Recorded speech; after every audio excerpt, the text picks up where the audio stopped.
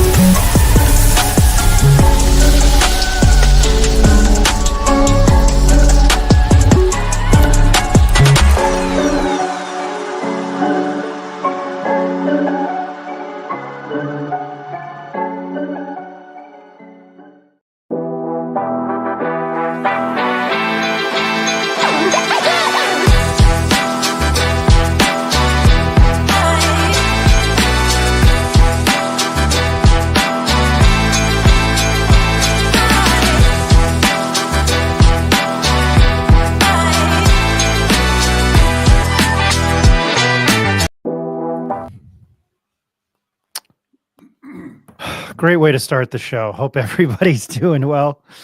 Just realized that the banner was wrong, and this is a big show tonight. But, you know, when I start, I got to hit the triple hey. Hey, hey! Start that over again. I'm bad tonight. Hey! Can't get Will Ferrell's Harry Carey in. All right. George, I'm glad you're dancing to Blurred Lines by Robin Thicke. All right. Welcome to... to catch welcome to the Pit Press Live. Exciting show for you tonight. Busy show for you tonight. I want to thank our sponsors, Santa Fe Capitol Ford, Affordable Solar, 505 Sports Venture Foundation. Those guys will be on with us later. Turquoise Desert Tap Room, of course, Armando and Molly over there. My name's Ryan. I'm Ron Burgundy. My name's Ryan Tamori. I hope everybody's doing well. I was in Cleveland. I've covered a lot of cool things. And I'd never been able to cover the NCAA men's tournament. And I lived that this last week, and it was a joy. For those of you who don't like me or my opinions on this show, take a plane ride with me, and you can use it against me for the rest of my life. I absolutely hate flying. And on the way I flew with a buddy of mine who was really drunk the entire time. But was a good time. I shouldn't have said that. I hope he's not watching. On the way from Albuquerque to Midway, I hadn't been on a flight that bumpy because we flew over a storm. I was riding something, and I never finished it because Midway to Cleveland was 44 minutes. The stewardesses and the flight attendant and the pilot came over, and you know how you can track your flight with 50 minutes left to go in the flight, which to me is an eternity. They said, we're cleaning up the cabin and you need to turn off all major electrical device. Or what am I talking about? You have to turn off your laptops and tablets. And from 30 minutes left into the flight, from 10 minutes left in the flight, I was pooping my pants. It was not fun. So if you don't like me, you can use that for that long-winded ramble. You can use that against me, me talking basketball or any of my sports takes. I'm not a terrible human being, just how I feel about. I'm outspoken. Let me put it that way. All right. Just some house cleaning tonight, 8:30. It's probably one of the worst intros I've ever had doing this, and I know I'm not great at it. 8:30, Kurt Roth, Mackenzie Bishop, Kurt Roth. At 8:30 from 505 Sports Venture Foundation. Kurt's been doing the media rounds. He's going to join us. I hope it's a little bit more of a candid conversation, and try to ask them what they know, what they don't know, how they feel. Where do we go from here? 9:20-ish, the man from the Santa Fe, New Mexican, Will Weber. And then a little bit of house cleaning. Please, we're going to do a newsletter now. Please feel free to subscribe, your email. And it's going to be, we're working on it over the summer. Going to be exclusive content, but just wanted to throw that out there. You go to our website, you can subscribe. Eric's been working that, and he knows more than I do. So that's terrible on my part. Anyway, all right, to the guests or the round table tonight. And I will start with him. He's a former UNM men's basketball player in the mid 80s. And I can't wait to hear his thoughts on Michigan State and the Marquette game. His name is Mr. George Scott. George, how you doing? Doing well, Ryan. Thank you for having me. Glad you survived your bumpy plane ride. I'm also a white knuckle flyer. I've been on hundreds of planes. I've flown to Europe and Asia, and I understand. I get it. It's terrifying. It's such a helpless feeling being up there in the sky. So I feel your pain. Well, so I flew Southwest there, and then I flew American back. And I'm boycotting Southwest because of the changes coming in May. And I don't care. I'm not one of those people, but I have your credit card. And if you don't have a TV in front or the Wi-Fi sucks, yeah, I flew Delta to the St. John's game. It was phenomenal. But the one thing I appreciate about Southwest is at least the flight attendants and stewardesses are bubbly and animated, and the pilots are funny. I flew American back. I got delayed in DFW, not for reasons why you think. And the pilot was talking to us as we were at the gate, and I sat on the plane for an hour. And then we backed up, we took off, and nobody said a word ever since. And that just in my mind, I'm like, what's wrong? What's going on? So, but I'm on the ground. I'm happy I'm here. And it was worth getting on the airplane. To the youngest of the Nunez, Mr. Nick Nunez. He's a producer and play-by-play for ProView Networks. Nick, how you doing? Ryan, George, Dad, good evening to you guys. Doing well, man. Now that we've had some time to process the news, I think, sleeping on it last night and having kind of almost a full 24 hours, I think doing pretty well, all things considering, man. Yeah, we'll get into all that in the next 15 minutes. We're going to have to make it quick. I'm sorry. I'm talking about airline food. He is the voice of the Western New Mexico Mustangs and Lobo fans since 1970. And I'm always happy to have him on the show, Mr. Ed Nunez. Ed, how you doing? I'm doing good, Ryan. Just let's got thoughts about the Michigan State game and the upcoming Lobo coaching search. So yeah, let's get to it. I'm actually going to start with George very quickly. George, you played for the program. It's been a decade plus since the UNM men's basketball program had won a NCAA tournament game. I thought they played pretty darn fantastic against a pretty talented Marquette team that I think kind of struggled down the stretch. They won 75-66. I thought at times maybe they could have won by 6 or 7 more. Somebody else said that. Yeah. But your thoughts on the program getting that win and getting over the hump for the first time in a decade? It was amazing. It was such a breath of fresh air. I was watching the game over at Bubba's 33 with some friends of mine, and that place was electric. It was almost like being in the pit. It was palpable. I mean, you could feel it inside the bar. It was great. It was just unbelievable. I'm just glad that once we hit that speed bump, so to speak, against Marquette, Donnie said, guys, give me the ball, get out of my way, I've got this. And he brought us home. And that was very, very refreshing. He's done it all year. I'm happy that he continued that against Marquette, and he led us to victory with his scoring and his passing. So it was unbelievable. Loved it. I appreciate that. I was wondering how places were here, so that gives us paint a picture. UNM 75-66, and then I'll throw it over to Ed and Nick. I was there. I was courtside, and then Will Weber was courtside. We'll also get his thoughts. Cam Jones, second team All-American guard for Marquette. And I know this is ancient news, ancient history. He looks like an NBA player. I thought Marquette was kind of yelling pregame, and it was kind of like a, mental tactic, a fear tactic, I guess. And I looked over at UNM because I was on the Marquette that half of the court where they were warming up, and UNM wasn't saying a peep. And I thought they might be ready for this. And if you listen to the show, you know how I am. Cam Jones, 6 of 14, hit 1 of 4 threes. He made his free throws.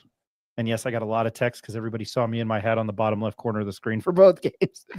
And Stevie Mitchell, 1 of 7 from the field. David Joplin was a different story. I thought some of the shots he put up kind of were garbage, and he hit them. I know what I just said. He's probably a good shooter. He's probably a good player. I give kudos to Jacob Neff, who hasn't been on with us. He texted me on Thursday. He just sent a picture of the ESPN screenshot. Joplin is going to kill us, and he was absolutely right on that. George, to your point, I thought they weathered the storm, and they did it in both games. They were down 5 or 6 halfway through the second half, and they weathered the storm. I know Michigan State was a different beast, but man, they fought back and they tied the game. Ed, I'm going to throw it over to you. I know you didn't play in the program, but you're a big fan. Your thoughts against Marquette? I think George made some good points there. New Mexico had won a game since 2012, and they 10-0 run at the end of the game. When the game was getting a little bit chippy, I wasn't sure if they're going to finish. George made a good point. Donovan Dent made sure they did. Him and Nelly had a great game. That was the game Amzo only had like 5 points, but he had some great rebounds, some great defensive plays, and some great post entries into Nelly. So I thought he was an important player that game. And true, we had mentioned Washington and Nolan had to hit some shots. Nolan came out in the first half very hot and was opening up the middle a little bit more for Nelly. And they tried to hedge out hard. We mentioned that on Sunday. And they brought Nelly up to the top of the key and sent Dent back door. And I thought that stopped that over aggressive pressure on the outside. So a great win for New Mexico against Marquette. And, the first pro win in the NCAA since 2012. So I was pretty stoked. Amzil didn't make a shot. He was 0 for 4. He missed all his threes. He made 4 of 6 free throws, which, again, muy importante. He had 8 rebounds, 5 on the defensive side, and his plus or minus, Eric isn't on here, his plus or minus was 15. Nick, thoughts real quickly on Marquette? Yeah, we talked about it a little bit on Sunday. Donnie obviously started out pretty slow. CJ Nolan, big threes in the first half. Borovic in a couple big threes. Ryan, you could probably speak to this, and I know it's all kind of moot at this point given the news, but to me it looked like CJ was a little hobbled. Pitino talked about him having the hamstring issue, and I know he hit those threes, but he just didn't seem to me to have that explosion. that he normally does. But for him to impact the game the way that he did against Marquette, I thought that was a big piece of it. We talked on Sunday in our show, UNM's defense was spectacular, 1 through 5, being able to switch and guard the pick and roll. And then Donnie and Nelly, as UNM kind of rode them kind of down the stretch all season, kind of just took over in those final 4 minutes, give and goes with Donnie and Nelly. Donnie, after turning the ball over 8 times through the first 32 minutes, really found his stride. So, no, just a big win for the program. Now to Michigan State, and I know we're doing this chronologically, and then in the next 10 minutes, I also want to get your thoughts on Richard Pitino, who, if you didn't know the news, obviously took the job at Xavier. And if you don't know where Xavier is, it's in Cincinnati. I deal that with Rutgers all the time. So Xavier is in Cincinnati. Michigan State on Sunday night, UNM had a 29-20 lead. Amzil in the first half did not miss a shot. 12 points and 3 boards. I wanted to make sure I had that right. He did not look like he had plantar fasciitis. I was impressed by him. And I made the joke, he gets 3 rebounds for every shot he misses. I felt bad for the guy, and he was the 6th man of the year in the conference last year. Very quickly, then I'll throw it over to George. I thought they played Michigan State about as good as you could. I think they left it all on the court. I am not an X's and O basketball guy. In the about 9 minutes, 10 minutes left in the first half, and then in the second half, UNM looked like they could not figure them out defensively. Michigan State. It looked like the Chiefs against the Eagles in this past Super Bowl. Everything was ISO, and they weren't getting into the calls. And if you want a take on the officiating, go read Nick's commentary on our website, the Pit Press NM. George, your thoughts on New Mexico State? I had a flight booked to Atlanta just in case. I thought I was going to Atlanta with about 10 minutes of game time in Cleveland. So your thoughts? Okay, first of all, Mustafa Amzil, I am so glad that he showed up and showed out against Michigan State. I have been so sick and tired of all the crap people have been giving him all year. Normally from guys who get cut from their co-ed church league team for being too soft, So I am so glad that he played well against Michigan State. I was just thrilled because he is a good player, and he's figured it out that if his shot isn't falling, crash the boards, get rebounds. So he has figured that out, because some nights your shot's not going to fall. That's just the way it is. But he played well defensively, got some good rebounds. Now, point number 2, Michigan State. I said Sunday that I thought the biggest key for us was going to be overcoming the nerves and the butterflies. We did that out of the gate. We jumped on them. They didn't know what hit them. It looked like Michigan State had nerves and butterflies. But unfortunately, they made some adjustments, and I think reality kind of set in for us in the second half, and we had no answer for them. Their defense was amazing. They showed us what Big Ten basketball was all about. It almost looked like Big Ten football. That was a football game in the second half. And we're basically a finesse team. They're a power team, and it showed in the second half. Yeah, I would agree with that. And I know the officiating, up and down. Ed, I will go to you and your thoughts on the game. Tough pill to swallow there in the second half. It was, but I think, to George's point again, Amzil is going to be missed. Donovan Dent's in the portal, so was True, and then Nelly's gone. But Amzil played really well. George is right about that, and I was glad to see that too. He really, New Mexico came out strong, was leading by 10. But Candace Parker said this at half on CBS. It's the way you close out the half. Michigan State closed out the half strongly and then opened up the second half the same way. George is absolutely right about the physicality that Michigan State had. They have depth. We knew this was going to happen. I will say this, though. Nelly Jr. Joseph matched the physicality. He did. I thought Donovan Dent struggled against the physicality and didn't finish. And yeah, you know what? We can talk about, my son and I have gone back about refs since I was a ref and he was a, young man and, told me some of my calls were bad. So we've gone back and forth about referees for years, and we can go back and forth about that. But the bottom line is, when the game got physical, Michigan State is at its best, and New Mexico probably wasn't. But Michigan State punched, and New Mexico punched back. They kept punching and punching back. They didn't quit. There was times, I'm watching the second half, and I'm thinking, okay, this is over. And then all of a sudden, New Mexico still hung in there. They didn't quit, and I was very proud of their effort. Now, we said this on Sunday, New Mexico was going to have a great effort. Carr's very athletic and bouncy, but I still think Nelly Jr. Joseph matched the physicality inside. He was a beast, man. He got those third and fourth fouls, and he had to sit down, and that hurt. That hurt the Lobos. It did. So, but again, I thought Dent, 7 of 18 from the field, didn't finish on some shots that he made. But I'll go to George's point. People are talking crap about Amzil. I heard some people writing some stuff about Dent, and it's like, without that guy, we're nowhere near where we don't win a regular season championship. We don't beat VCU, UCLA, all the other teams that we beat. He had a big hand in 90% of our victories, 90%. So maybe he didn't have the best game, but he's still a threat and still one of the best point guards in America. But Michigan State was that good. They really were. Give them credit. But again, I'll say this: Michigan State punched, New Mexico punched back and kept punching back. I was proud of their effort. So nothing to hang their head on there. I thought New Mexico gave it their best effort. It wasn't enough, but they sure did play hard. And I really would say overall, nothing to be ashamed of. 27-8, regular season Mountain West Conference Championship, second round of the tournament, had a chance to advance. Didn't get it done as far as that goes, but overall a great season. I will agree with you. And Nick, I'll throw it over to you. Michigan State's not a great three-point shooting team. I think it shows how good of a coach Tom Izzo is.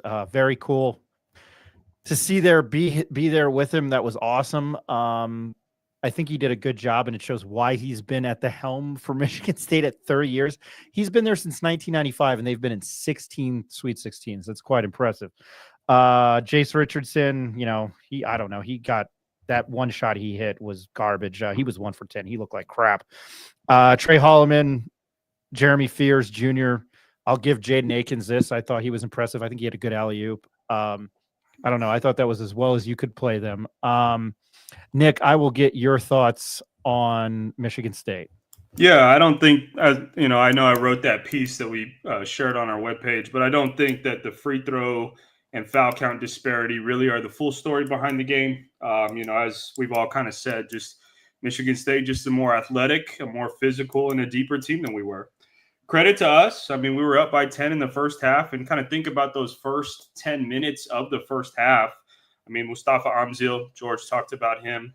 I just thought we were taking the ball to the basket off the bounce and getting some really good stuff. I mean, Amzil went to the rim. CJ Nolan went to the rim and got a basket. Donnie, I think, got 1 or 2 baskets in transition. So I thought we were pretty balanced. I mean, if you remember what Tom Izzo said after that, I think, first or second media timeout, he was ticked off about how his guys were defending the ball. But, I mean, credit to our guys for putting the ball on the floor and scoring at the rim.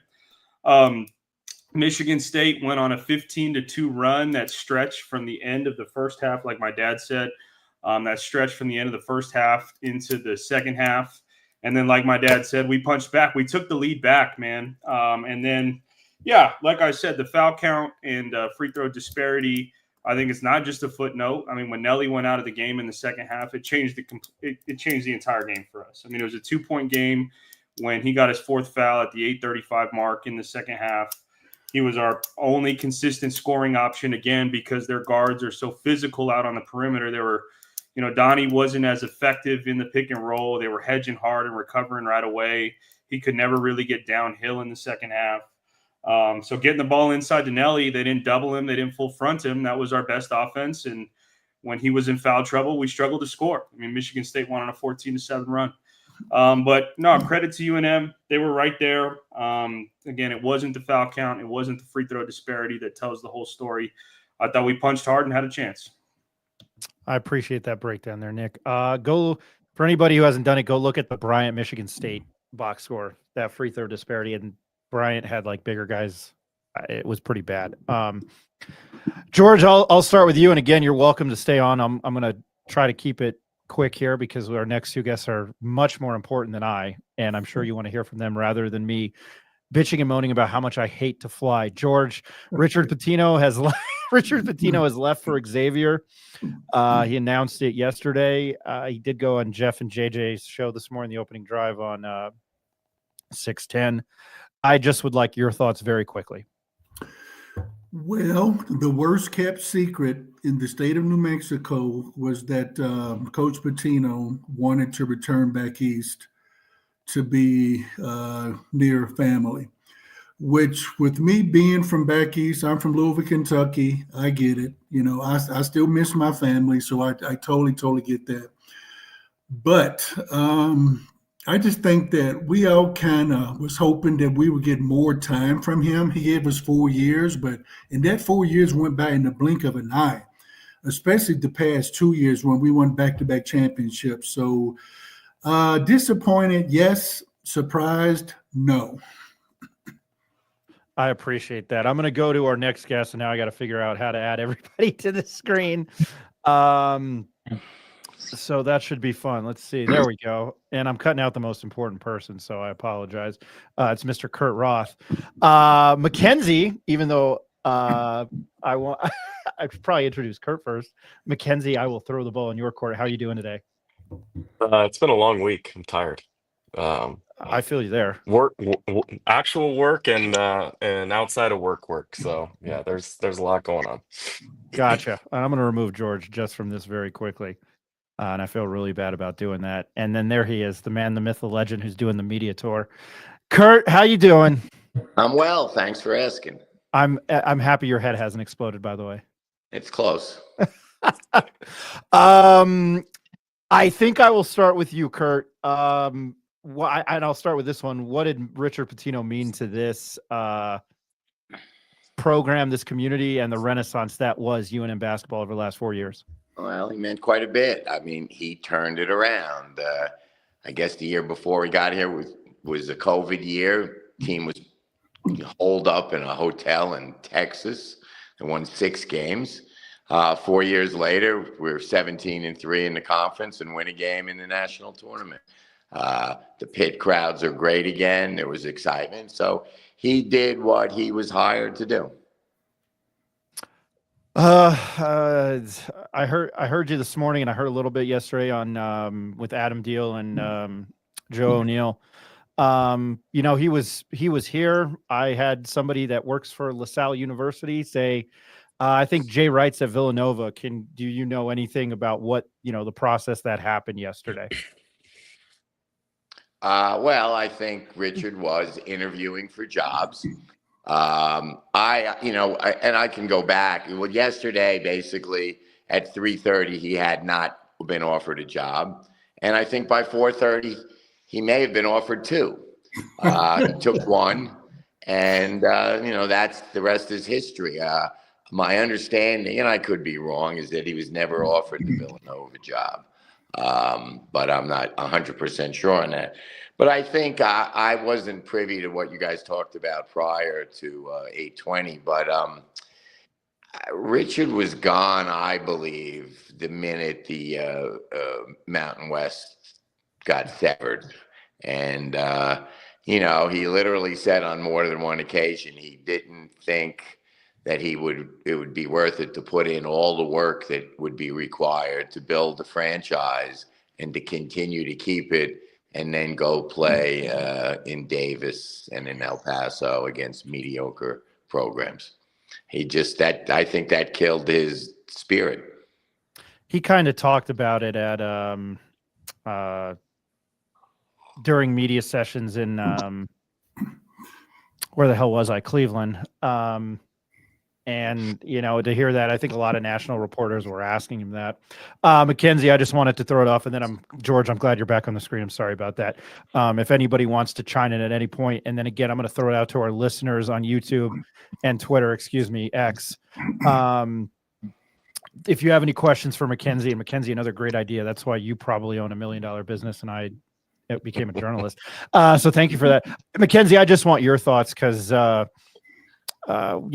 I've called it the Lobo Renaissance. So just your thoughts on everything that transpired with Richard.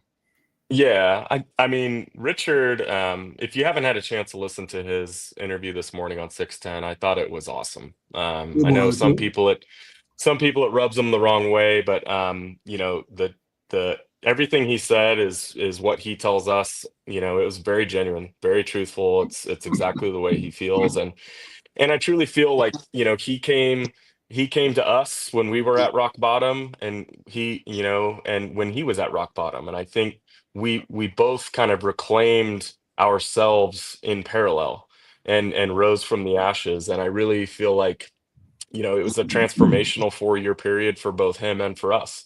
And I think we just have to be incredibly thankful. I do think, whether just by fate or fortuitous timing or whatever, I think the combination of Kurt and Richard at the same time, starting at the same time, the same year, man, we couldn't have struck gold better at the right time. And I really feel like, everybody right now is kind of lambasting the current state of basketball and college athletics, and I know we'll talk about it. And yeah, I mean, I guess in many regards it's frustrating, but we've achieved a great deal of success in a very short amount of time in that period. And I think it's really important to remember that and keep that in perspective. Like, it's these rebuilds used to take 4 or 5 years, and we did it in 2 or 3. And we don't need to rebuild anything right now. Right now, we just need to reload and keep this train rolling. So yeah, I think just the trajectories of our program and the trajectory of Richard's career and the trajectory of having Kurt really take a leadership role on 505 and our collective at the right time and be at the forefront. I just have a lot of gratitude over the last 4 years, and I'm excited about the future. It's daunting and it's a little scary. And I'm sure we'll talk about the Mountain West reality, but we're at a different point in our program. We have a different outlook going forward than we did 4 years ago, and we need to bring in someone who embraces that challenge and what that looks like. I was at the press conference on Saturday. Again, I don't know what day it is, what time it is, and then for the first time in my life, the East Coast time zone really expletive me. And I was at the press conference with Patino saying, and I loved it. And that's one of the things, I'm not here to have a love fest or bash him or anything. I think he did a good job. Was it that that the transfer portal opening on the Monday after the first and second round of the NCAA tournament is the dumbest thing ever? You guys deal with it a lot. Kurt, I might start with you. I don't know if you can piggyback off that, but with what you do, how do you feel about it opening on the Monday after the first and second rounds? Well, I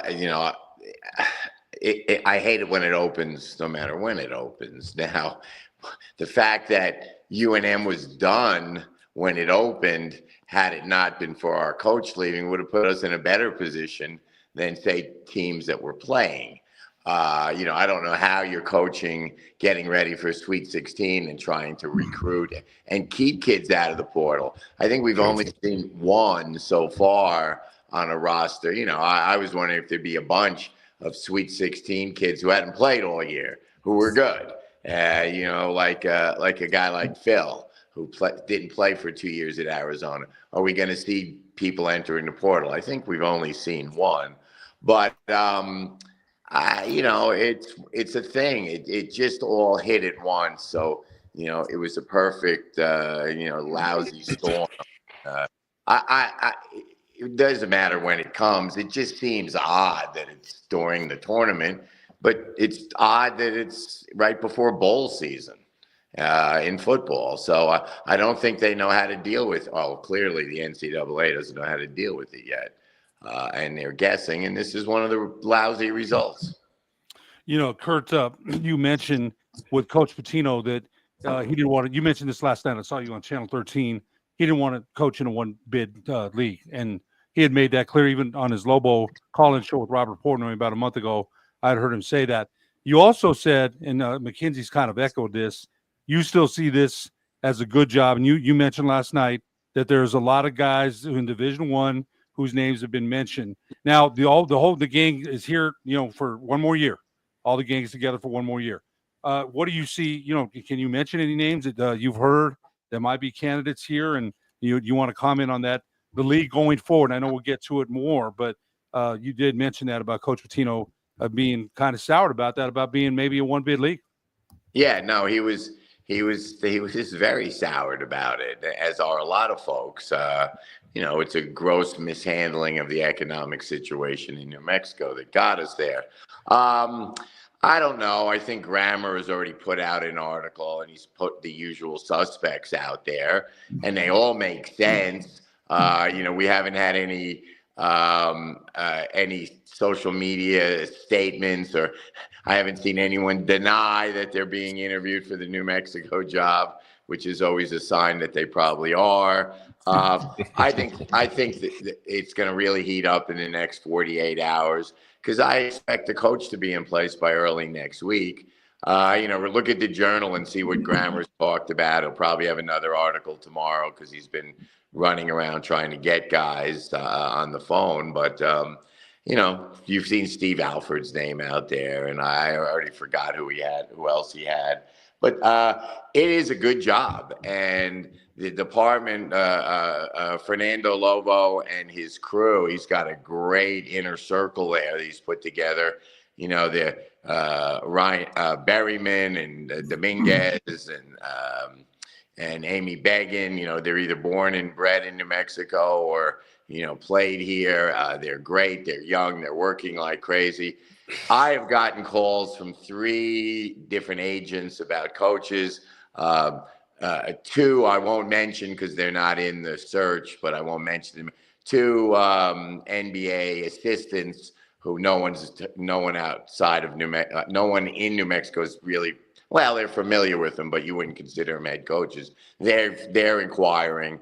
I would imagine that there's been 50 inquiries to the athletic department from really experienced, qualified potential head coaches. And I'm saying, for the most part, head coaches, not NBA assistants and not college assistants. Kurt, I got one for you.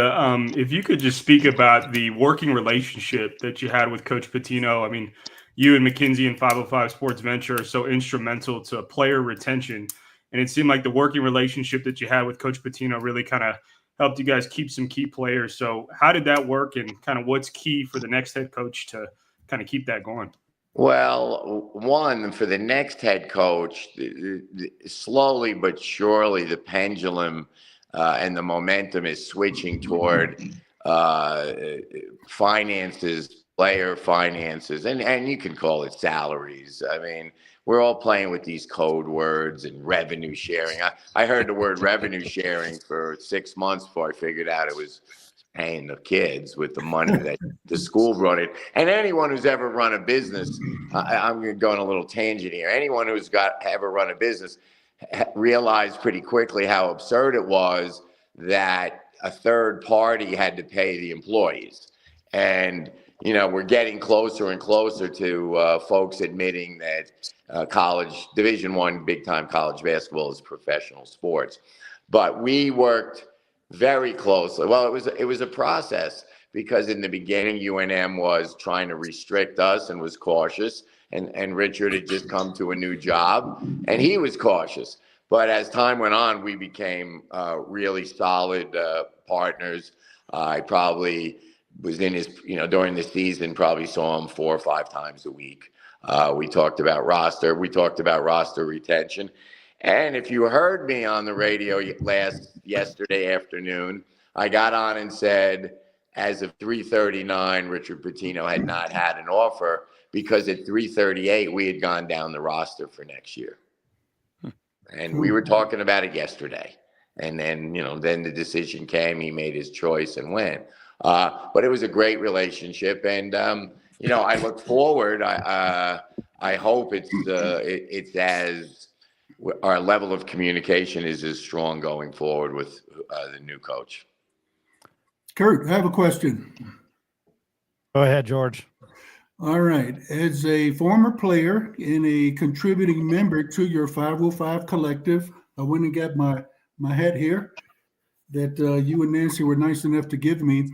As the coaches are identified and interviewed, will you be included in the interview process? Because nowadays, the NIL people might be as important as who the head coach is, because these kids want to know how much.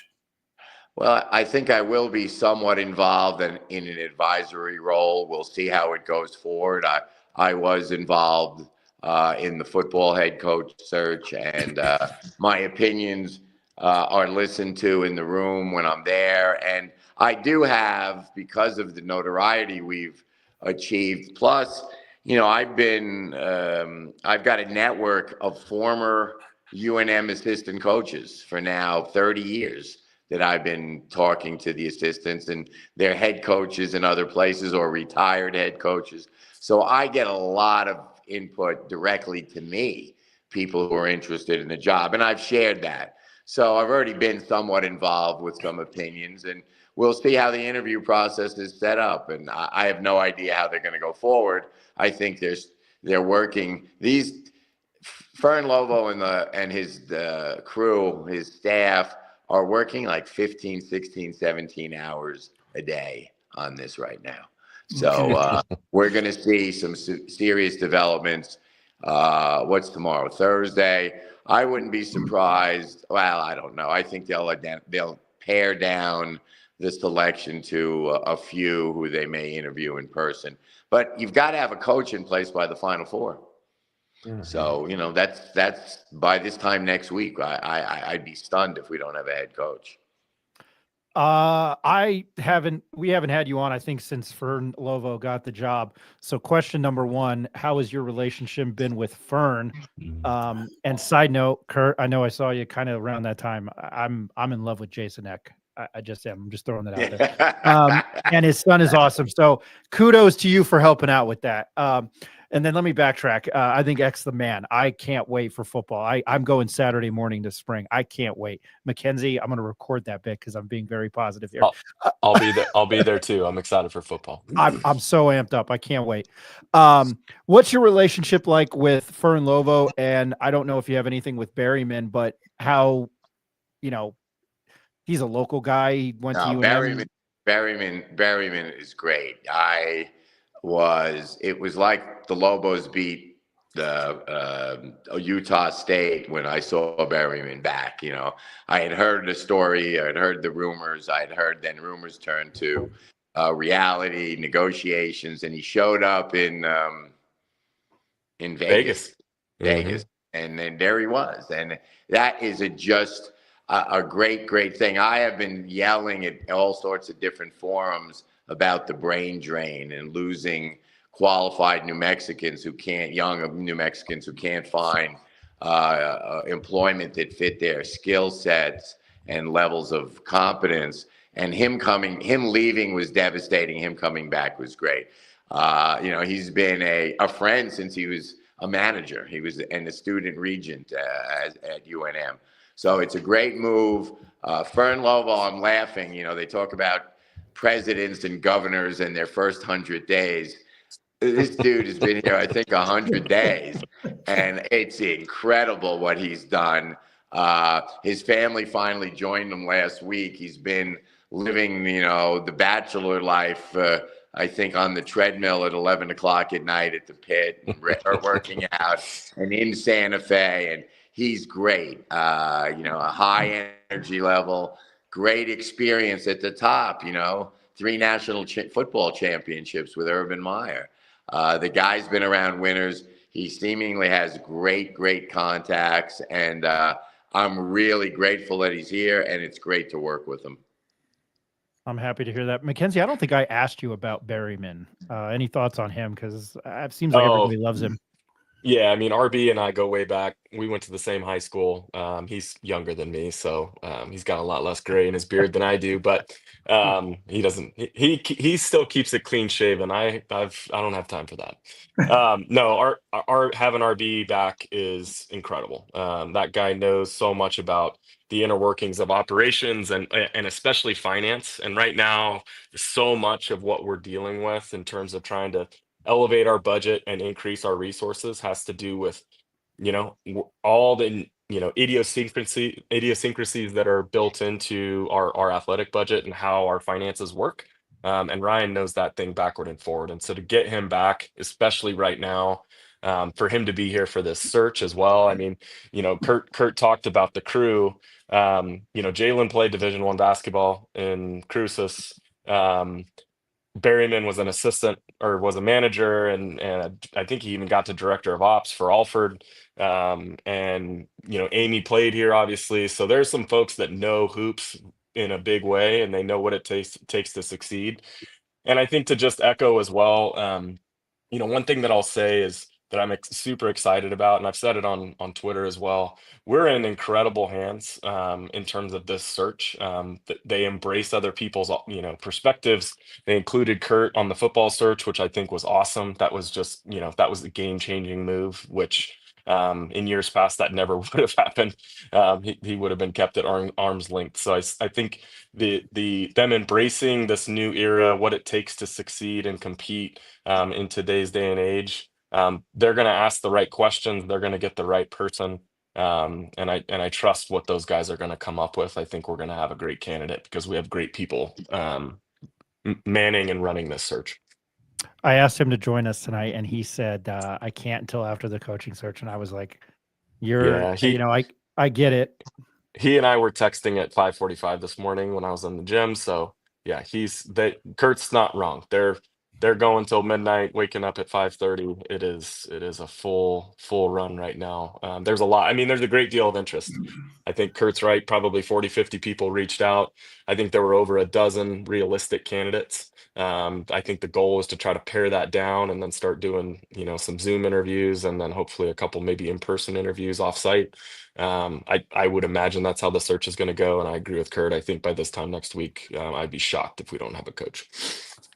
Good to hear. I am going to pay some bills for us here, and then we will come back and I will go to some of the listeners' questions. Again, we're joined by Kurt, I was so happy to have you on again. By the way, it's Kurt Roth, chairman, president of 505 Sports Venture Foundation, and Mackenzie Bishop. So I'm sorry I messed that up. And then I've got to make fun of myself because I'll do that when we get back. But play some commercials here. I'm Ryan Tamori, George Scott, Ed Nunez, Nick Nunez, and of course, Mackenzie Bishop and Kurt Roth. This is the Pit Press Live. We'll come back and answer some viewer questions in about 45 seconds.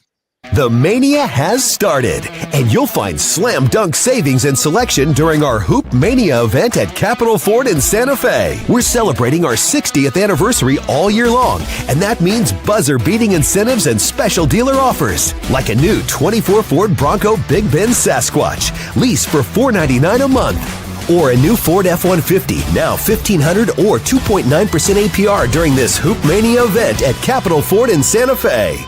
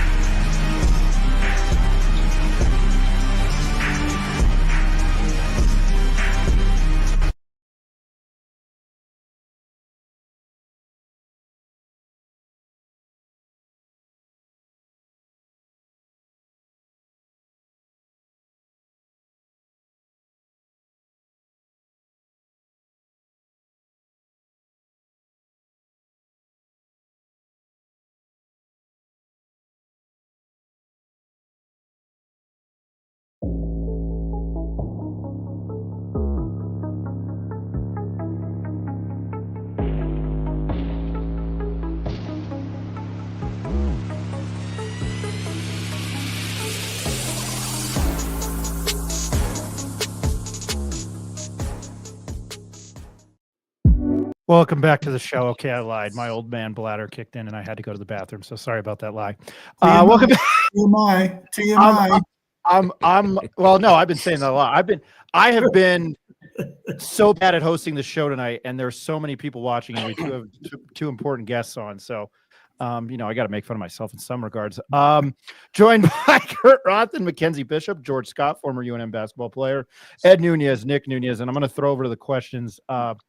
And the last time I had you guys on, I said, "Hey, if you guys need a football GM, I'd be happy to do it." And I looked at you, and you guys looked at me like I was batshit crazy. Then I realized what a GM did, and no, thank you. I'm an idiot. So anyway, I'm going to throw this out there to some of the comments. We are so blessed, John Romero. We are so blessed to have the 505 SVF. Thank you, Kurt, Mackenzie, and so many others with your organization. Kurt, thank you for your interviews on 6:10 a.m. this morning and the Pit Press tonight. Adam Dill's one of my buddies. Thanks for he was on with Joe O'Neill and Adam Dill yesterday. Kurt, I've got a question for you, and then Mackenzie, I'll get you in the mix. Nick Salazar. This question is for Kurt. Do you believe we can make a move to the Pac-12 or a better conference in the near future, or are we stuck with a one-bid Mountain West Conference? Well, I don't know. We necessarily know it's a one-bid league. I think that's an assumption. Well, first, I'm not sure.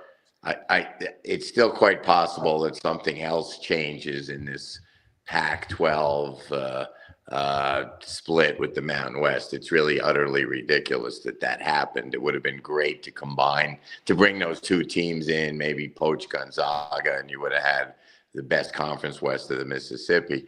But no, I don't think, unless we see a miraculous occurrence in Santa Fe in the oncoming years, if we continue to be, our budget continues to be lower than 9 of the 11 Mountain West schools, no, we're not going to move into a bigger conference. It's that simple. Bishop says, let's go. Bishop says, not a rebuild. You lose all your coaching staff, lose Nelly Jr. Joseph, CJ Namzil, who graduated Denton True to the portal. I didn't even ask about that. Not having a coaching staff is like not having a weapon to reload. Can you explain how this is a reload and not a rebuild? Joe the Jeweler.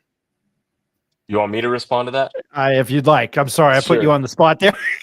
No, I mean, this is the day and age. Like, rosters turnover, 2/3 of rosters turnover every year. It's all about nailing this coaching hire. And to go back to the Mountain West conversation too, I think it's important to note the goal right now and the most important thing is next year.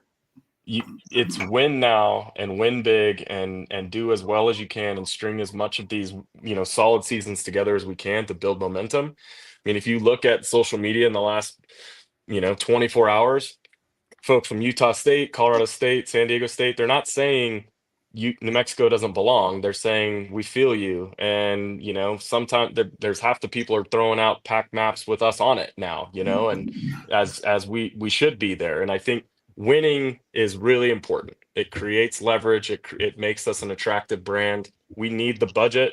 We need the finances. Everything Kurt said, that's happening, but winning really helps a lot. Just having the money doesn't just exclusively get us there. So we need both.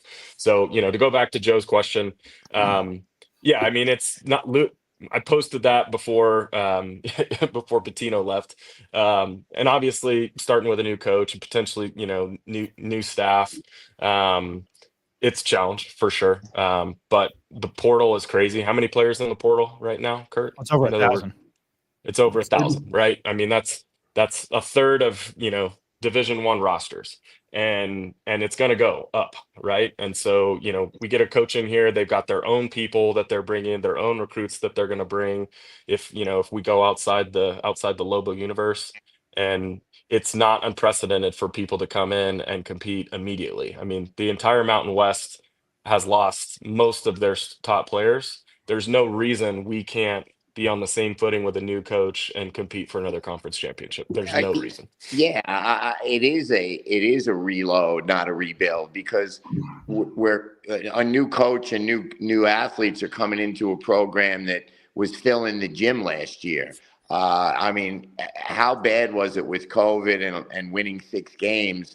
The Pit was at its worst ever. when Rich Pitino got here. So it is a reload. You don't have to rebuild. You've got 2 recruits and 5 or 6 guys who are waiting to see who the new coach is. So potentially you've got 2. I'm looking today and I see that Jalen Petty is the highest rated recruit that was committing to the Mountain West. So we could have a strong base. Obviously, we're going to have to fill in some large holes, but it is a reload, not a rebuild. We're not starting from scratch. We're starting from Mountain West Championship. I'm going to throw it over to that's a great point. I'm going to throw it over to Nick Nunez before I go back to some of the viewers and comments. Nick will ask another question because I know he's got to hop off, and then I'll throw it over to Ed. Nick, it is all yours. Yeah, Kurt or Mackenzie, this one's for you. Back to the talk about athletic budget and, UNM obviously being towards the bottom of the current Mountain West members. There's obviously that house settlement that, Kurt, you've kind of talked about today here on 610, and there's a lot of unknowns. Obviously, April 7th next week is kind of an important day, but revenue sharing is potentially in the future for all NCAA schools. And the question would be, assuming revenue sharing does become part of the picture in the foreseeable future, once UNM becomes involved with that, with revenue sharing, and if they combine revenue sharing with contracts with student athletes with what you guys can do with 505 Sports Venture, will that make UNM kind of more competitive along the lines with some of the leading members of the Mountain West Conference? Well, I would say we're competitive on the basketball side. We're competitive. We're probably still leading the Mountain West, and I would say, without getting into specifics from a financial standpoint, it's a big 7-figure number of what we're budgeting for rev share for the next athletic year. That should allow us to either stay or even increase a little bit what we did for basketball this year and increase football pretty considerably from what we did last year. So we certainly aren't going to be taking a step back. If anything, we'll be increasing and taking some steps forward. But yeah, I would say from that standpoint, we will have the resources we need to compete in the Mountain West and especially the Mountain West of 2026. The goal is beyond that. I mean, we want to win conference championships, but we also want to be competitive and relevant on a national landscape. So we need to continue to push resources because, as Kurt said, we have a big number for rev share because our administration and our athletic director is making it a huge priority.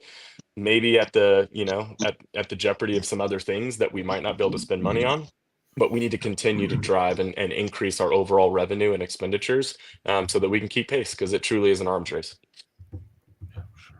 I don't know if you want to chime in on that, Kurt. No, I think Max said it all.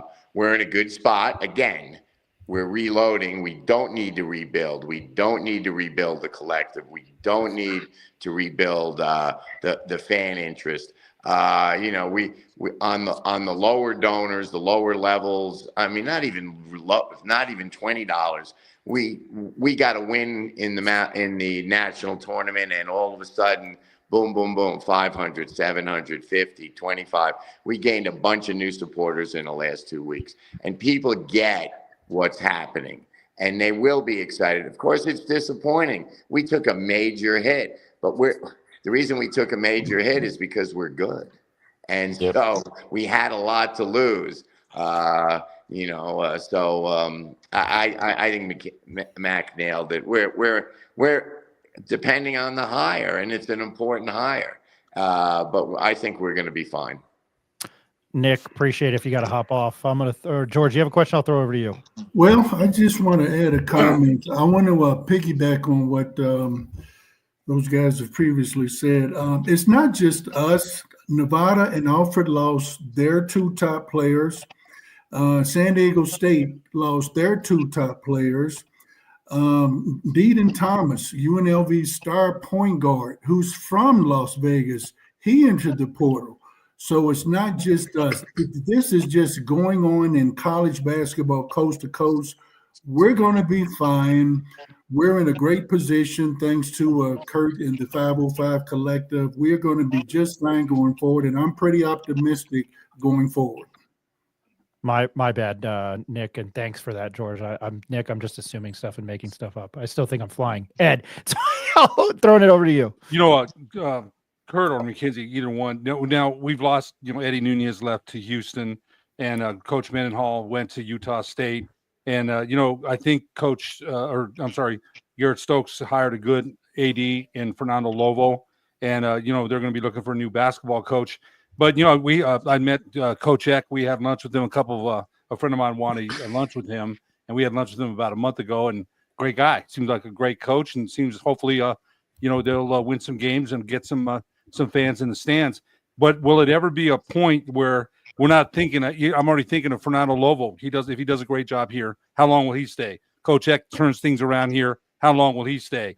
Now they made supposedly a competitive offer to Coach Pitino and offered to increase supposedly to his salary to $2 million.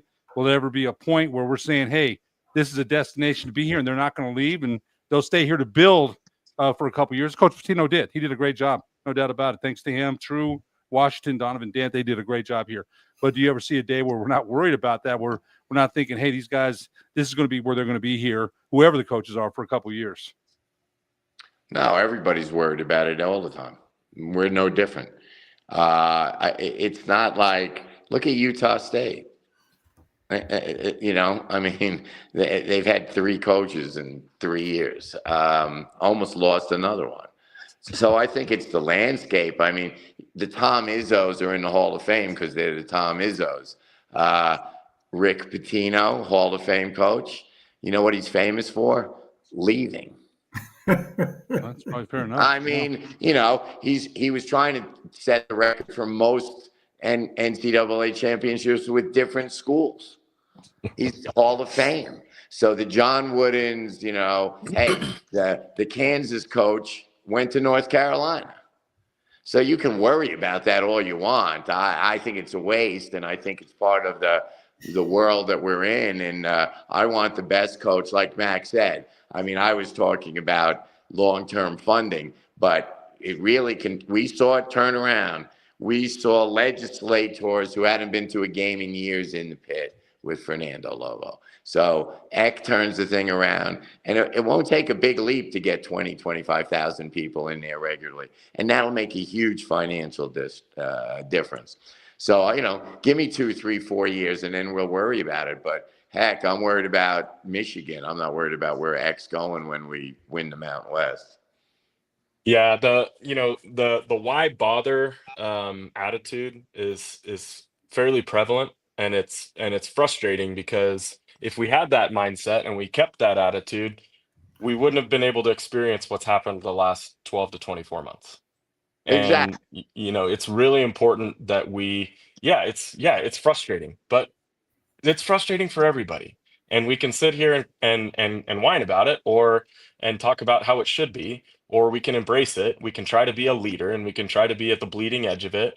We can understand and keep perspective about where we exist in the college sports landscape, and not bemoan what we're not, embrace what we are.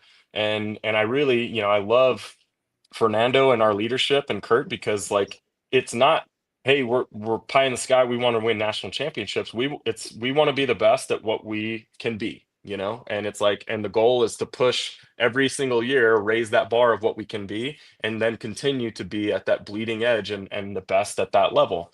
And I think it's pragmatic, I think it's practical, but if we have this why bother attitude, truly, why bother? I'm going to go back to one of the commenters, because this one struck chord. Guardian XRX, what could normal supporters do to put pressure on the administration to focus on athletics? I don't know who wants to take that, Mac. You're shaking your head. Oh, man. You could probably talk there for another hour. Yeah, I mean, to me, it's a top-down thing. It starts with the governor. It goes through the legislature. The regents are appointed by the governor.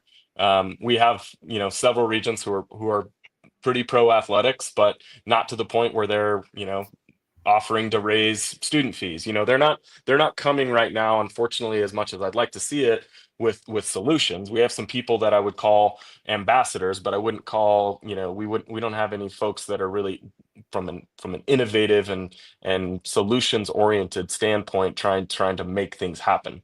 So the regents has gotten better. contact your regents, contact the president, but really contact your legislators. Tell the governor how important it is. But most importantly, buy tickets, support 505, make donations to the Lobo Club, because all that stuff adds up and it's super important. Appreciate that. I wanted to go to this one.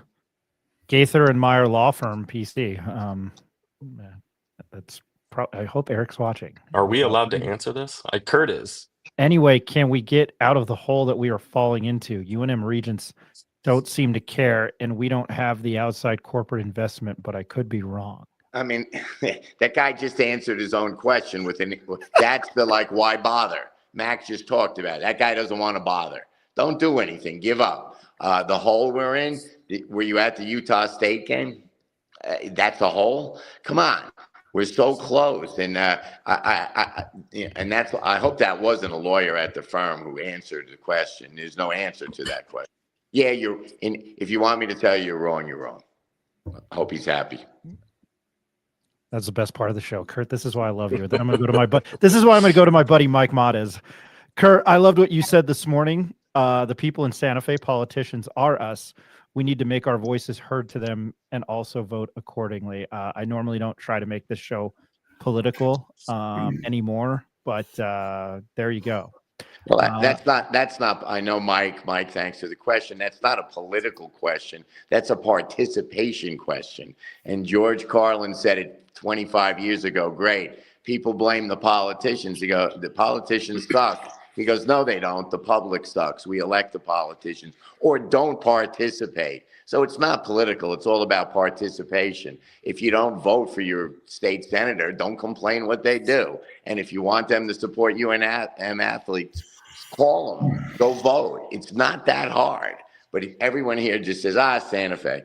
So, I've heard Santa Fe for 3 years. Well, go do something about it. Buy tickets to the game, or quit. We could be both St. Francis's in the NEC, the Northeast Conference. One's 500 yards away from my office in Brooklyn, and the other one won the tournament bid to the national championship. Played in, I guess they played in Dayton. They dropped Division. They dropped Division I sports.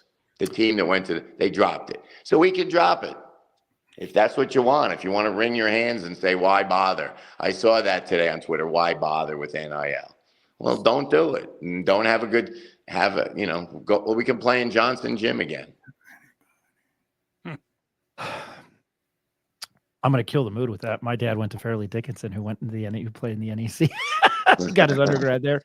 I'm just trying to look for some more questions, but I'm going to go back to Gaither Meyer Law Firm. PC, was referring to the whole as the upcoming conference issues and what the Mountain West Conference looks to be. Oh, okay. I mean, it's not pretty. Yeah. Any general, I got to go to my main guy, and it's going to be the Simpsons reference, and I'm sorry. Miguel Sanchez. Mr. Hutz, why are you burning all your personal papers? As of this moment, Lionel Hutz no longer exists. Say hello to Miguel Sanchez. If you watch The Simpsons, Lionel Hutz is one of my favorite characters. I'm sorry if that's out of context with my terrible sense of humor. That's why I host this show and I'm not a stand-up comedian. Any general statement on NIL budget size for the next year and relative growth from last year? Average payment per player from last year to next. I don't know if you guys can answer that. I don't even know what the answers are. I've never done the math. I think we'll have with the revenue share, I guess that's for men's basketball. We'll have a higher budget next year. I'm going to go to this one. I think that you answered this morning with Jeff and JJ. It's for either one of you. Jerry Ulibarri, chances we retain the rest of the roster and what happens with the 2 high school commits? Well, from my point of view, every other eligible player until Richard quit wanted to at least discuss coming back. And if you've noticed, none yet are in the portal other than Q. And Q, we all knew. Q and Richard, for some reason, didn't mesh, and he didn't play. And he's a good athlete. He'll play somewhere. But both the recruits are released from their letters of intent, and it'll be up to the new coach to re-recruit everyone. And I think it's quite possible. To that question, sorry, Ryan. To that question, real quick, Kurt, who's handling things right now for you in basketball? Me. for a day or two. I have talked to as many of the guys. I'll talk to a couple more tomorrow. Guys who are still here and not in the portal are still under contract until the semester ends, and most of them still have a payment to be made. So I've talked to them, and I wouldn't be surprised, knowing Fern. I haven't spoken to him about it. I wouldn't be surprised if Fern's talked to every one of them. I mean, the guy is so active. He's probably knocked on their door. So I was joking about me, but no, this is one of those weird times. We saw it with Bronco. Like, the office is cold. There's like every desk is empty. It gets weird in these transitions. So it happened with Eck, and it'll happen here. And I have a feeling by Monday or Tuesday, Final Four day, there'll be people, moving around boxes in the office. And that's how it's going to go. But there's a little gap here. But no, UNM, I'm sure, has talked to every scholarship athlete. And both probably Fern Love of the AD and Amy Begg in compliance. Because guys and any, women basketball players, too, in the portal starts, want to know how to be compliant if they want to get into the portal. There's all sorts of work about transferring your transcripts and whatnot. So that's not fair to me to say that it's me or no one else. There's a lot of work going on there. It was the best answer you've ever given. I thought that was fantastic. That's why I got to walk back on it. But no, I have talked to every guy on the roster that's still here. I'm going to go back to the comments, and then we'll get you out. George, go ahead. Yeah, changing gears. Kurt, we all know that football drives everything in college football. However remote, is there a chance in hell there'll be a merger with the Pac-12, in your humble opinion? There's a chance. I wouldn't bet on it. Okay. Until it's over, is that Yogi? It ain't over until it's over. I mean, that Pac-12 thing is a nightmare. It looks like. I mean, they don't have enough teams yet. What are they waiting for? How are they doing a TV contract? The lawsuits going on. There's all sorts of ways for that to resolve. The fact that it got to where it is a testament to some funky leadership. So I don't know how much faith I have in them coming to a reasonable solution, but it's possible. It makes sense. Okay, thank you.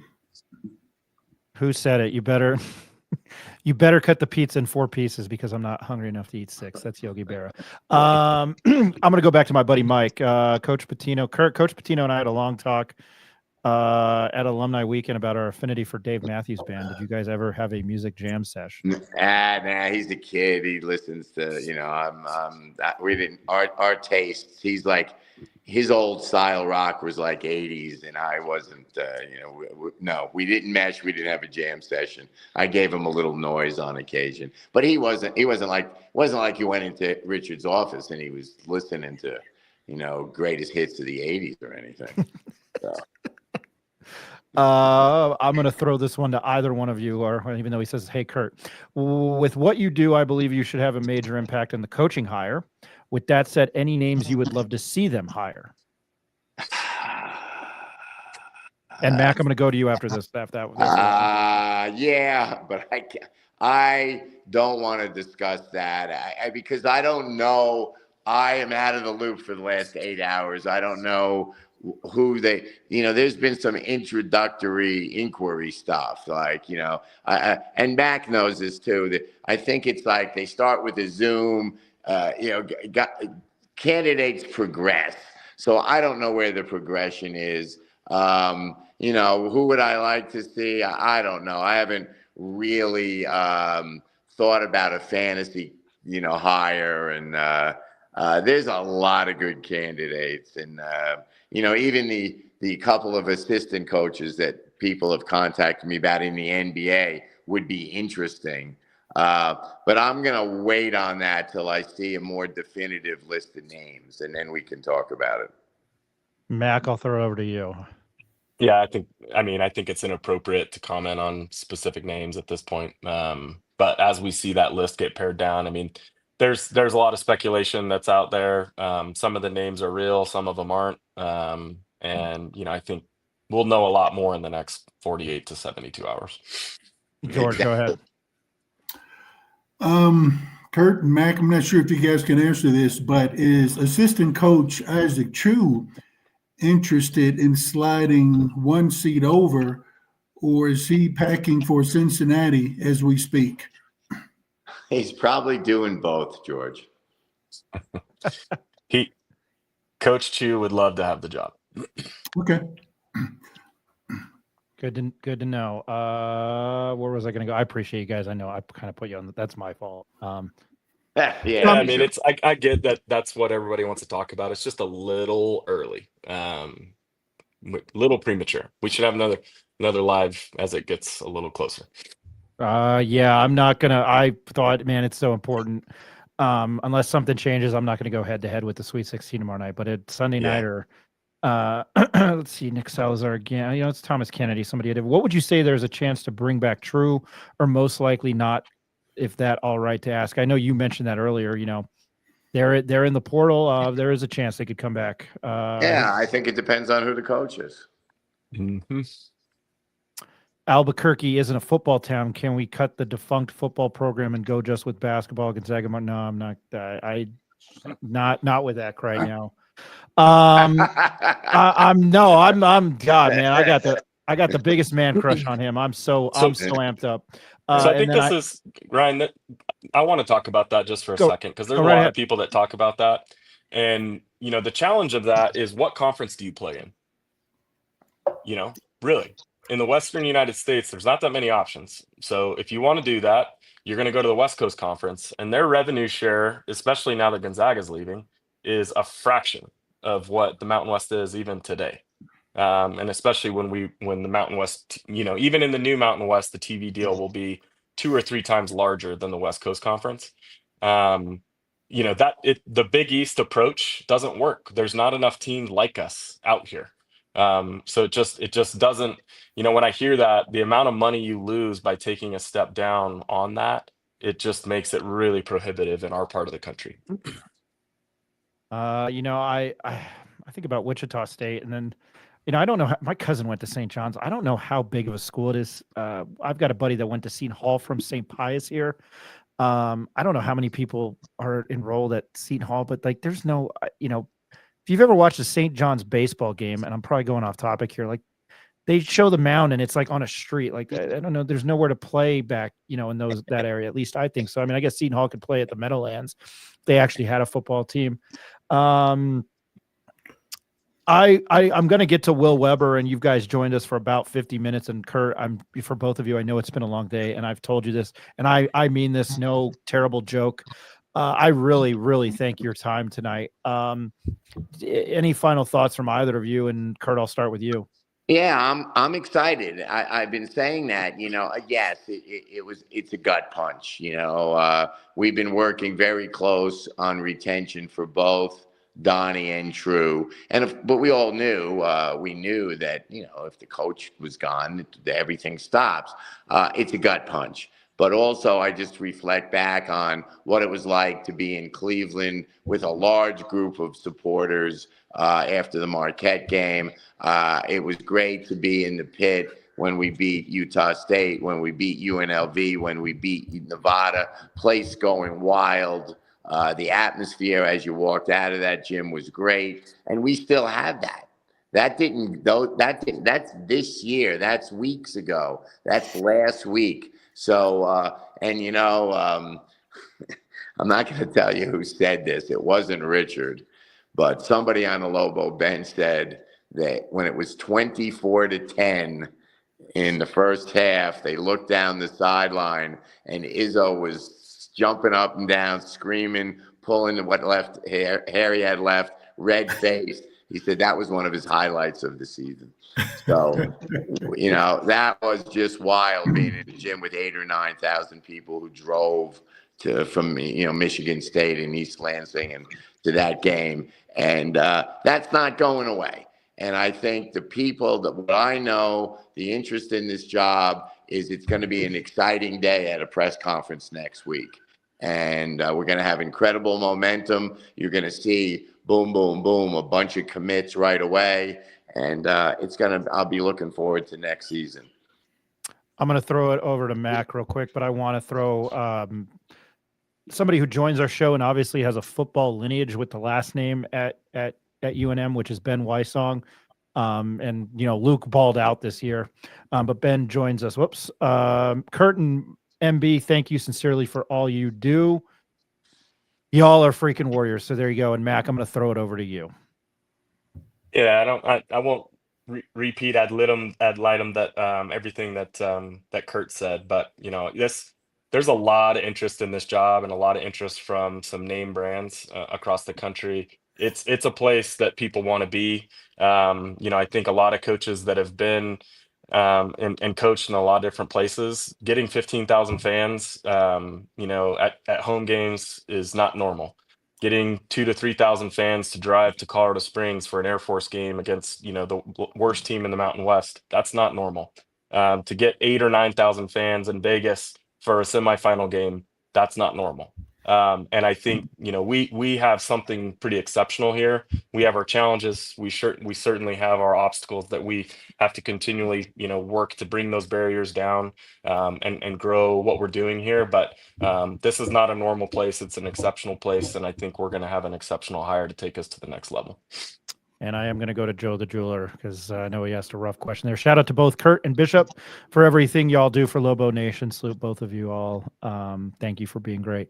I appreciate you both tonight for joining us. I can't. I'm sorry. I suck at hosting the show. I thank you a lot. I'm terrible at it. I can't thank you guys enough. I didn't think that when we started this and that we would have your support by joining us. So I appreciate it. I sincerely do. And Eric, my business partner in this, and I know Ed and Nick, and now we've got George and Phil McDonald joins us, and Ben. I don't know. I'm sorry. I can't thank you guys enough for joining us. And, I've always tried to, I always still have my journalism hat on and trying to remain objective and call it as I see it. And people get mad on me here. And Kurt, you kind of told me at the Jason Eck press conference, he's like, well, you're probably doing something right. And I don't know. I've always appreciated your candidness. I know you guys work hard, and I thank you enough. I just can't for joining us all the time. All right. Take care. Everybody, good night. Appreciate it, guys. All right. Appreciate it. Mackenzie, have a good one. Quick break, and then we will be joined by Will Weber from the Santa Fe New Mexican. And then I hope everybody can stick around. We'll get our final thoughts because we didn't even give our opinions on the Richard Pitino to Xavier talk. But this is the Pit Press Live. I'm Ryan Tamori, Ed Nunez, George Scott, Nick Nunez. We'll be right back.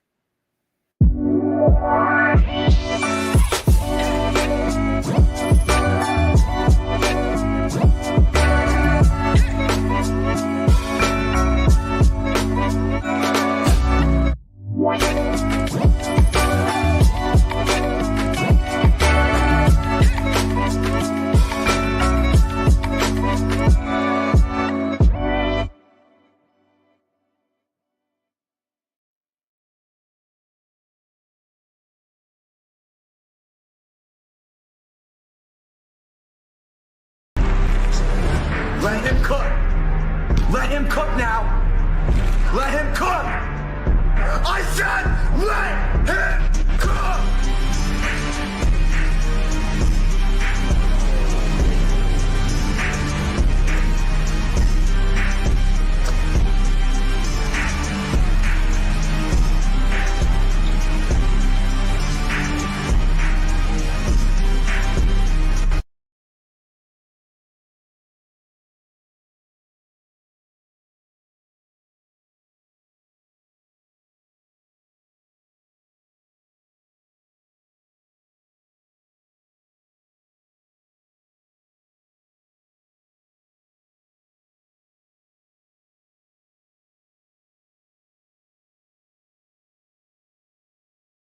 The Mania has started, and you'll find slam dunk savings and selection during our Hoop Mania event at Capitol Ford in Santa Fe. We're celebrating our 60th anniversary all year long, and that means buzzer-beating incentives and special dealer offers, like a new 24 Ford Bronco Big Bend Sasquatch, lease for $499 a month. Or a new Ford F-150, now $1,500 or 2.9% APR during this Hoop Mania event at Capitol Ford in Santa Fe.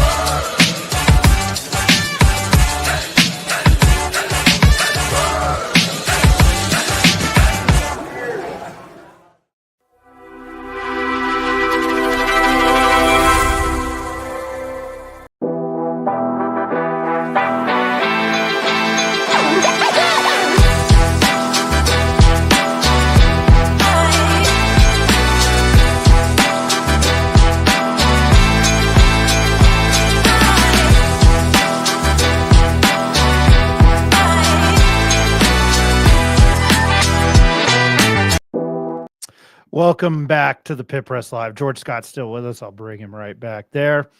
Bring in our next guest, and it's been that kind of show. And I'll not to put him on the spot there. I was happy BSing with him all weekend in Cleveland. His name is Mr. Will Weber from the Santa Fe, New Mexican. Will, how was the flight back? Long as hell, dude. It was. I think I actually beat you back to town. It was. I checked out of my hotel about 10:30, got to the airport around noon, and then my flight didn't take off till 6:50. So I had a chance to watch a lot of the episodes of The Boys in the hotel or in the airport at Cleveland. So yeah, it was brutal, man. But hey, at least I beat you back to town. I probably think I beat you back to town by about 15 minutes, didn't I? Probably.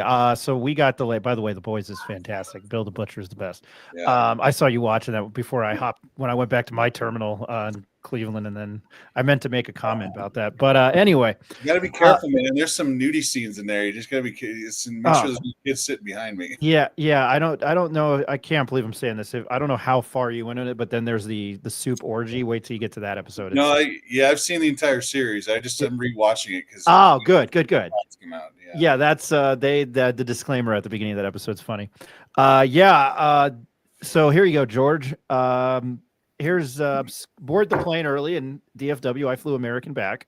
Pilot comes on like we're supposed to take off, and then I'm looking at the clock Central Time. It's 11:15, 11:20, and the pilot finally comes over and says, and he does it like thanks for flying American.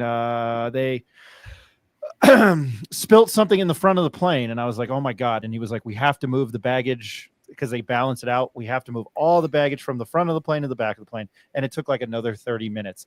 And then I normally, when I fly Southwest, I just go to the back of the plane because I can sit in an aisle and I could go to the bathroom. And I was at the front of the plane on American. I sprung for a further seat.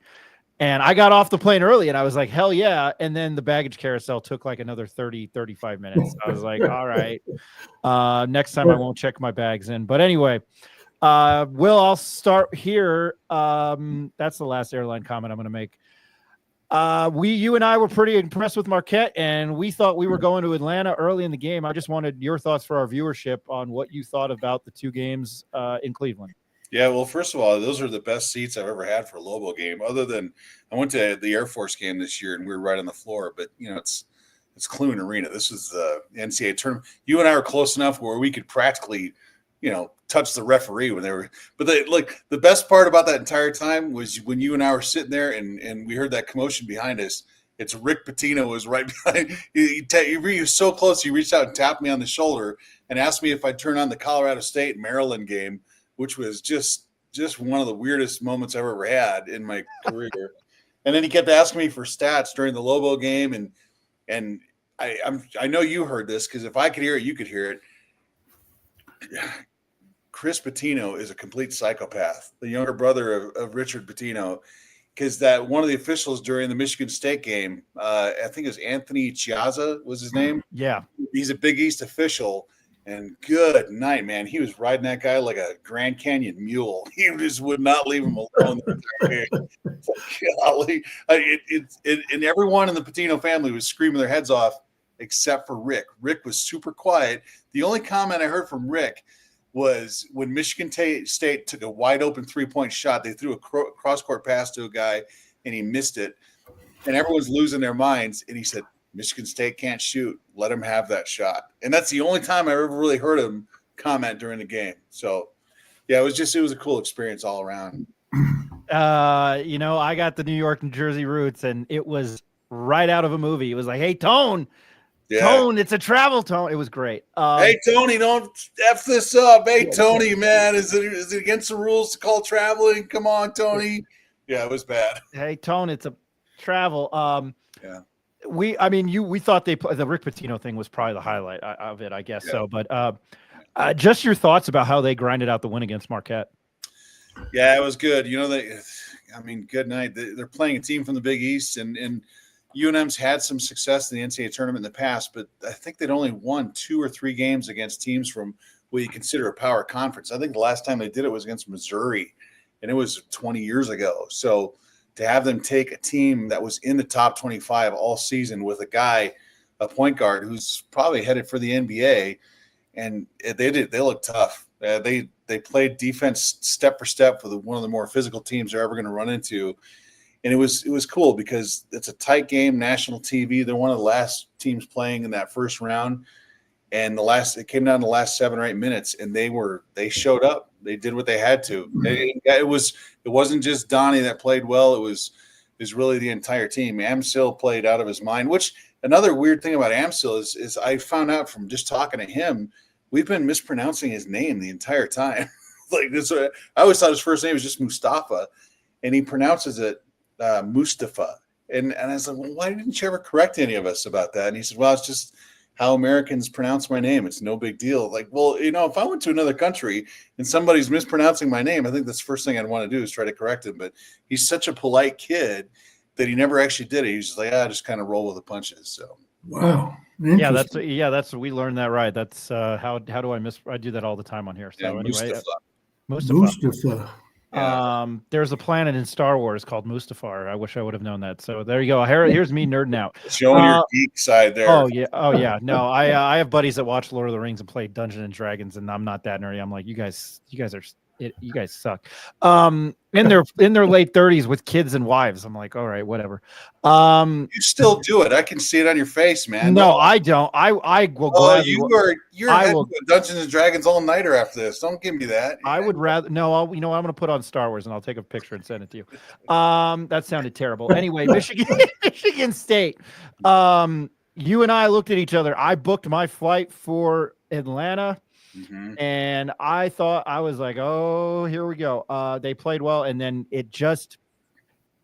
I don't know if you felt it, and I don't think I mentioned it to you. It felt like kind of the wind got sucked out for UNM. There were, 10,000 Michigan State fans strong there. It was very cool. And if you were a UNM fan there, they had chance in it, if it was Breslin Southwest. But man, I thought they played damn well. Yeah, they did. It was kind of a road game for UNM. I think Alabama fans, by and large, are rooting for UNM. And as the game unfolded and they're still hanging in there, it was kind of cool because to my right, you're sitting to my left, and to my right was one of the stat runners for the arena. It was her job to make sure that all the TV guys got their stats. And she kept asking me little things about New Mexico. I said, well, what is a Lobo? And so we had these little conversations, and it was where everyone knows Michigan State, their national brand, and everyone gets it. But UNM was kind of this weird outsider from a part of the country probably no one really goes to. And there was a certain momentum that was building. But what changed everything is when Nelly got his 4th foul with about eight and change to go.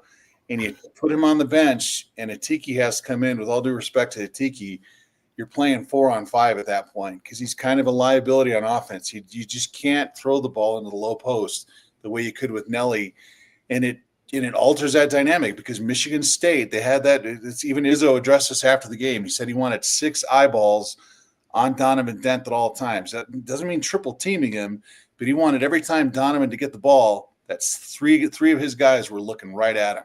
And so they were not, with Nelly out of the game, they were not going to let Dent beat him.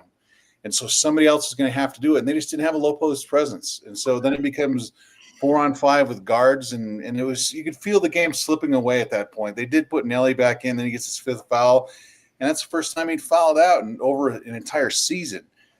So it's a frustrating thing for UNM, but that's what you get in the tournament. Sometimes you're going to get the officials who don't give you all those calls, and it probably didn't help that Chris Pitino is dropping F-bombs on that official every time on the floor. It's like, like, Chris, would you shut the hell up, dude? Maybe if you're not riding this guy so much, maybe we get a call every now and then. So, but he did turn around because he knew they were there, and it was right in front of us, and he turned around. And he was like, he started to laugh. So they probably know him. I mean, it was a good, that was a good moment. And then all the I know we're going back to it. Then all the memes with the nice lady and everything was all about it. But anyway, you have expressed your admiration for Richard Pitino being one of your favorite coaches to cover since you've been in journalism and ditch geology. I want your thoughts. We knew it was coming. I didn't think Xavier, I would have, now with the way the cards played, I would have guessed WVU yesterday. I know you kind of elaborated on our show last week before we headed out to Cleveland, but I just wanted your thoughts on, him leaving and how you feel about Xavier being a good fit. And once you answer that question, I'll throw it over to the three amigos. I'm sorry, I've been hogging everything. Yeah, I mean, you can't blame him. He's making $4 million a year. So, but the impression I always got from Patino, and you and I have talked about this, is I don't think he ever really wanted the money. He'll take it. If you offer him $4 million a year, I mean, you'd be stupid not to take it. But it was more about the opportunity just to be in the Big East. It was to be at a school that doesn't have football. It was a chance to be closer to home. It was a chance to reduce travel because the Mountain West is pretty spread out. It was a chance to be at a school that has enough money so you don't have to charter flights, enough money to where you can feed the players and give them the access that you otherwise wouldn't have at UNM. And so there's a lot of mouths to feed at a school that has a football school. I know that you're kind of poo-pooing on the football program at this point, but he just wanted to get out of here. He came here to resurrect his career. It's exactly what Steve Alford did. It's exactly what you're seeing at other schools too. Guys who flame out in a power conference, they drop back down to this mid-major-ish level and resurrect themselves, and they have an option. You can either stick around and become the career guy, or you can go back and try it again. And that's, you see it all over the place. Good luck to Nico Medved going to Minnesota. He's got a chance to coach in the Big Ten, but I think you're going to find that there are certain opportunities that just are better for success. And I think Xavier is a good opportunity for Patino. I don't think Medved is going to do particularly well in Minnesota. He's going to run into the exact same problems that Patino did there. So, now the attention shifts to who do you find? And that I'm running a giant story tomorrow. I took a bunch of spaghetti and threw it against the wall to see what names are going to stick. Completely unscientific research on my part. I came up with like 15 names, and we'll see what happens. So it's going to be, man, I was hoping to take a couple days off this week. To hell with that. So, and every 5 minutes something changes. Somebody's jumping in the portal. So, there's another rumor. So it's a crazy time. I'm going to throw it over to Ed, Nick, or George. Any questions for Will Weber of the Santa Fe New Mexican? I got one for you, Will. What do you think is key for a hire in the next coach for UNM? I've seen some funny things on Twitter about Coach Pitino. Like, it's obvious his wife didn't like it here. The next Lobo coach needs to be single or divorced, which I think is ridiculous. But you hit on a point where it's like guys come here to resurrect their career. And for the next coaching hire, it's almost like we either need to find a guy who's established, who's been there, done that, and isn't looking for bigger ambitions beyond UNM. But it's also kind of hard to find that. We've also heard there's NBA coaches with ties to Albuquerque. We've heard about that as well. Like, what do you think is key for the next hire at UNM? Yeah, I think there's two schools of thought with what they go. Like, you guys just had the Wizard of Oz on. Kurt Roth knows more about the Lobo stuff than anyone. And so if Kurt Roth says it, you have to believe it. I take his word over like John Rothstein if you're going to tweet something. But I think there's two schools of thought here. You're right. You can get somebody established who is coming here to kind of get away. Like Dave Bliss in a lot of ways was like that when he came here. He wanted to establish himself and stay here for a while. He did. He had a good run here. I think Steve Alford, as crazy as that is you could bring Steve Alford. He's 60 years old. He's had a chance to take a shot at the big time. He left here for UCLA, and I think he found out that the mid-major-ish level is a place for him.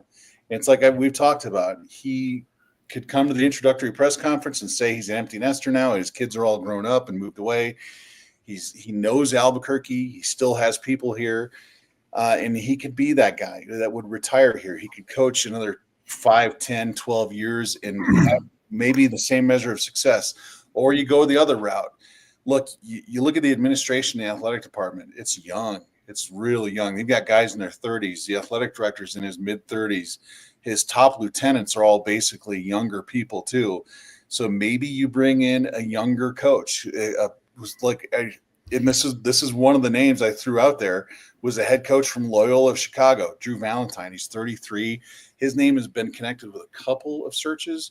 He's only been a coach a couple of years. He grew up in Michigan. He was in college 12 years ago. So he could be a guy that comes in. I'm not big on the idea of having Isaac Chu. I do like Isaac. I think he could be a head coach, but he's a guy that has to test the waters at a school like Northern Arizona or Idaho State, just to go prove himself, because I think New Mexico has evolved past the point where you get an assistant coach who's never done anything. I think they're at a point now where they can either get a super young coach or an older guy, or someone who's actually at a school. You can pluck him away from a school. And the name one of the coaches I thought of was the coach from San Diego. UC San Diego had such a good season this year. Like Bryce Drew from Grand Canyon, Alan Huss, who was one of Craig Neal's assistants. He's at High Point, and he never really had a shot until he got to High Point. And now he's doing things that are pretty special. And then there's retread names. Craig Smith, who coached in the Mountain West. He coached at Utah State. Then he went to Utah and fell flat on his face, got thrown out of there. The coach who just got fired at North Carolina State, Kevin Keats, he was the national sensation when he takes that team on that magical run to the Final Four last year. Then he got fired this year, barely a year removed from it. But the thing is, I think people found out that Keats wasn't a terribly good coach. He just had one good hot stretch. And then Tim Miles, I know Tim was in the running for the UNM job right up until the very end when they hired Pitino. And then a guy that I researched him a little bit today, and I thought, well, I'll use him as part of this thing. And it's Ross Hodge, who was the North Texas coach. And then an hour later, literally as soon as I sent my story in, this guy gets hired at West Virginia. So I have to go back with an eraser and take all that stuff out. So it's funny how quickly it evolves. And you can make a splash hire. I just for shits and giggles, I threw this out there. I said, why not Becky Hammond? Becky Hammond is Greg Popovich loves her, and she's proven herself coaching with men. She's never coached at a college. She did play in the Mountain West. She played at Colorado State, so she kind of knows the area.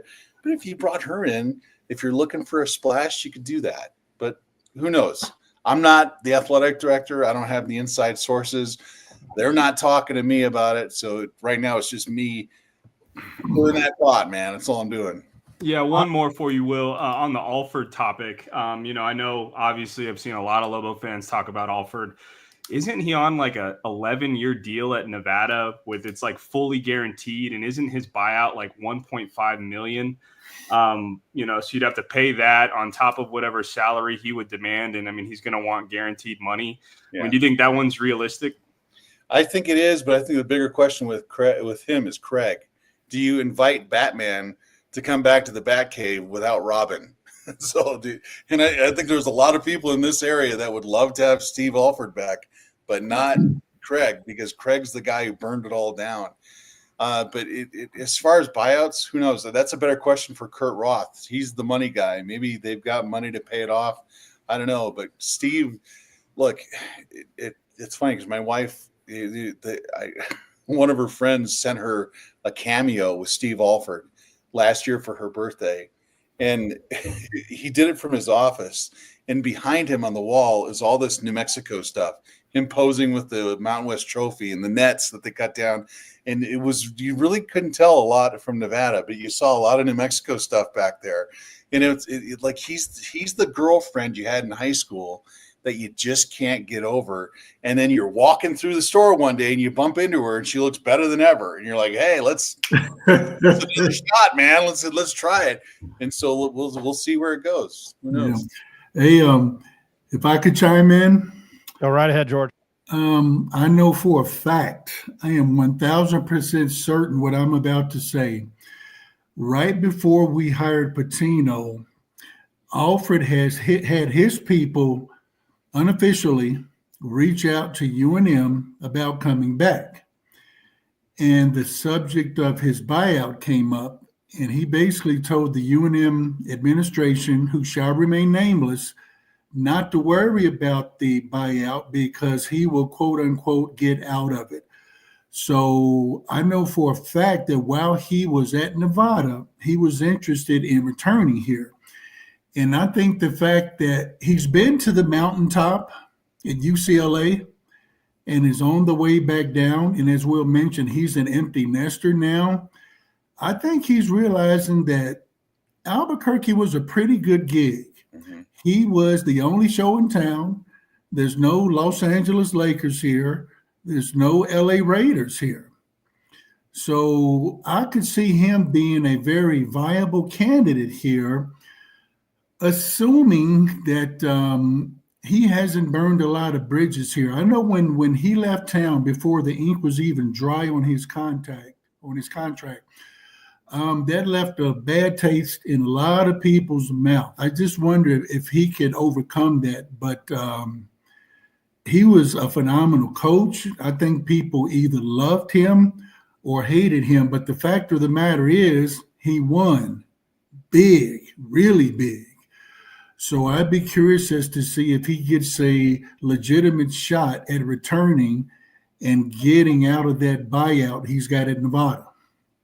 I had heard from a booster the same thing, George, that when he was at Nevada, that he made a phone call and was like, I would love to come back. And I'm all for it. Ed, I'm sorry, you had a question. Go ahead. No, yeah. Well, I want to comment on Coach Alford. I don't really see that happening. I don't. Hey, if it did, I think, Will, you made a point. George, you made a point. Nick, you made a point. He realized when he left here, I still remember the day, hey, it's UCLA. Nobody could blame him for that. Nobody could blame him. And I thought the guy was really arrogant. I said that on Sunday. I think he's definitely, Ryan, he loves you, man. You're one of his favorites for sure. So I think, but, Will, again, we went over this Sunday. No to Craig Neal. No. And we went over the reasons why, man. He's the one that didn't want to be here. When Colin Neal left, he said he trashed the fans. I don't coach hustle. He didn't want to be here, man. He blamed the fans for Colin transferring. So no, absolutely not. That's just my opinion. I couldn't see it. The fans were not very, again, those two together are dynamite. They're good together. Neal, not a great coach by himself. And I think Coach Alford didn't have him at UCLA, but, he still went to a couple of Sweet 16s. So no to that. I don't see that happening. I wouldn't be against Coach Alford coming back. I mean, but I got to ask you this, Will. We talked about this, and now at the Mountain West Conference, the gang's all together for one more year. Do you still see it as a great opportunity? Because next year maybe the new coach, whoever it is, all in for one season, and that's in recruits to that. Maybe they get players for 1 year and try to get all in and get a bid and get a good seed and get to the tournament again. But after that, do you still see it as a viable job with the conference being in the shape it's going to be? I mean, it's still a great job, but things are going to change. It might turn into a one bid league, and that bid might be a 13 or 12 seed. It might be a conference that's about a tier above Conference USA. So, what's your opinion about that? Yeah, I think it is becoming Conference USA, which is really, it's the dumbest thing of all time is when the Pac-12 dissolved, which it never should have. The Mountain West became the preeminent conference west of Mississippi. And football was making progress. You were coming off a 6-bid season with the basketball program. The Lobos had a really strong team coming back, and it all fell apart in a matter of months for that school, that conference. But to split it in half, and you're replacing teams that are competitive in basketball and football, and you replace them, I'm sorry, but with UTEP and Grand Canyon and UC Davis and Hawaii, it's uninspiring on levels that are hard to quantify. And it makes you wonder what on earth people are thinking. I say at some point it would make the most sense if you could merge the Pac-12 and the remnants of the Mountain West and kick some of these schools to the curb, because what does UTEP bring to the table other than the nostalgia aspect of people who lived in the 70s and the 80s? They're still in love with UTEP. UTEP brings nothing to the conference, and neither does UC Davis. I'm sorry, UC Davis is it's a giant yawn, and I know that's one of the reasons why Pitino left. He was clearly frustrated by that, and you can't blame him. It does endanger all the teams in that league from becoming a one-bid league. And you saw it this year. Look, the Mountain West, or whatever it's going to become, it just doesn't get a ton of respect. When you're getting 13, 14 teams out of the SEC and you're getting 8 or 9 out of the Big Ten, the best you're going to get is an 8, a 9, or a 10 seed. Maybe occasionally you'll have a season where you have a 5 or something, but it's just not going to be the same anymore. And it's frustrating because think of it from a fan's perspective, and I am married to the biggest Lobo fan I've ever known, is you put your heart and your soul into that team. If you went to school there, you just bleed the school colors. And after a decade of irrelevance, this team starts to come back like it did last year, gets to the tournament and gives you hope this year. And you put everything you can into it. You go to games and you're a fan and you love these guys.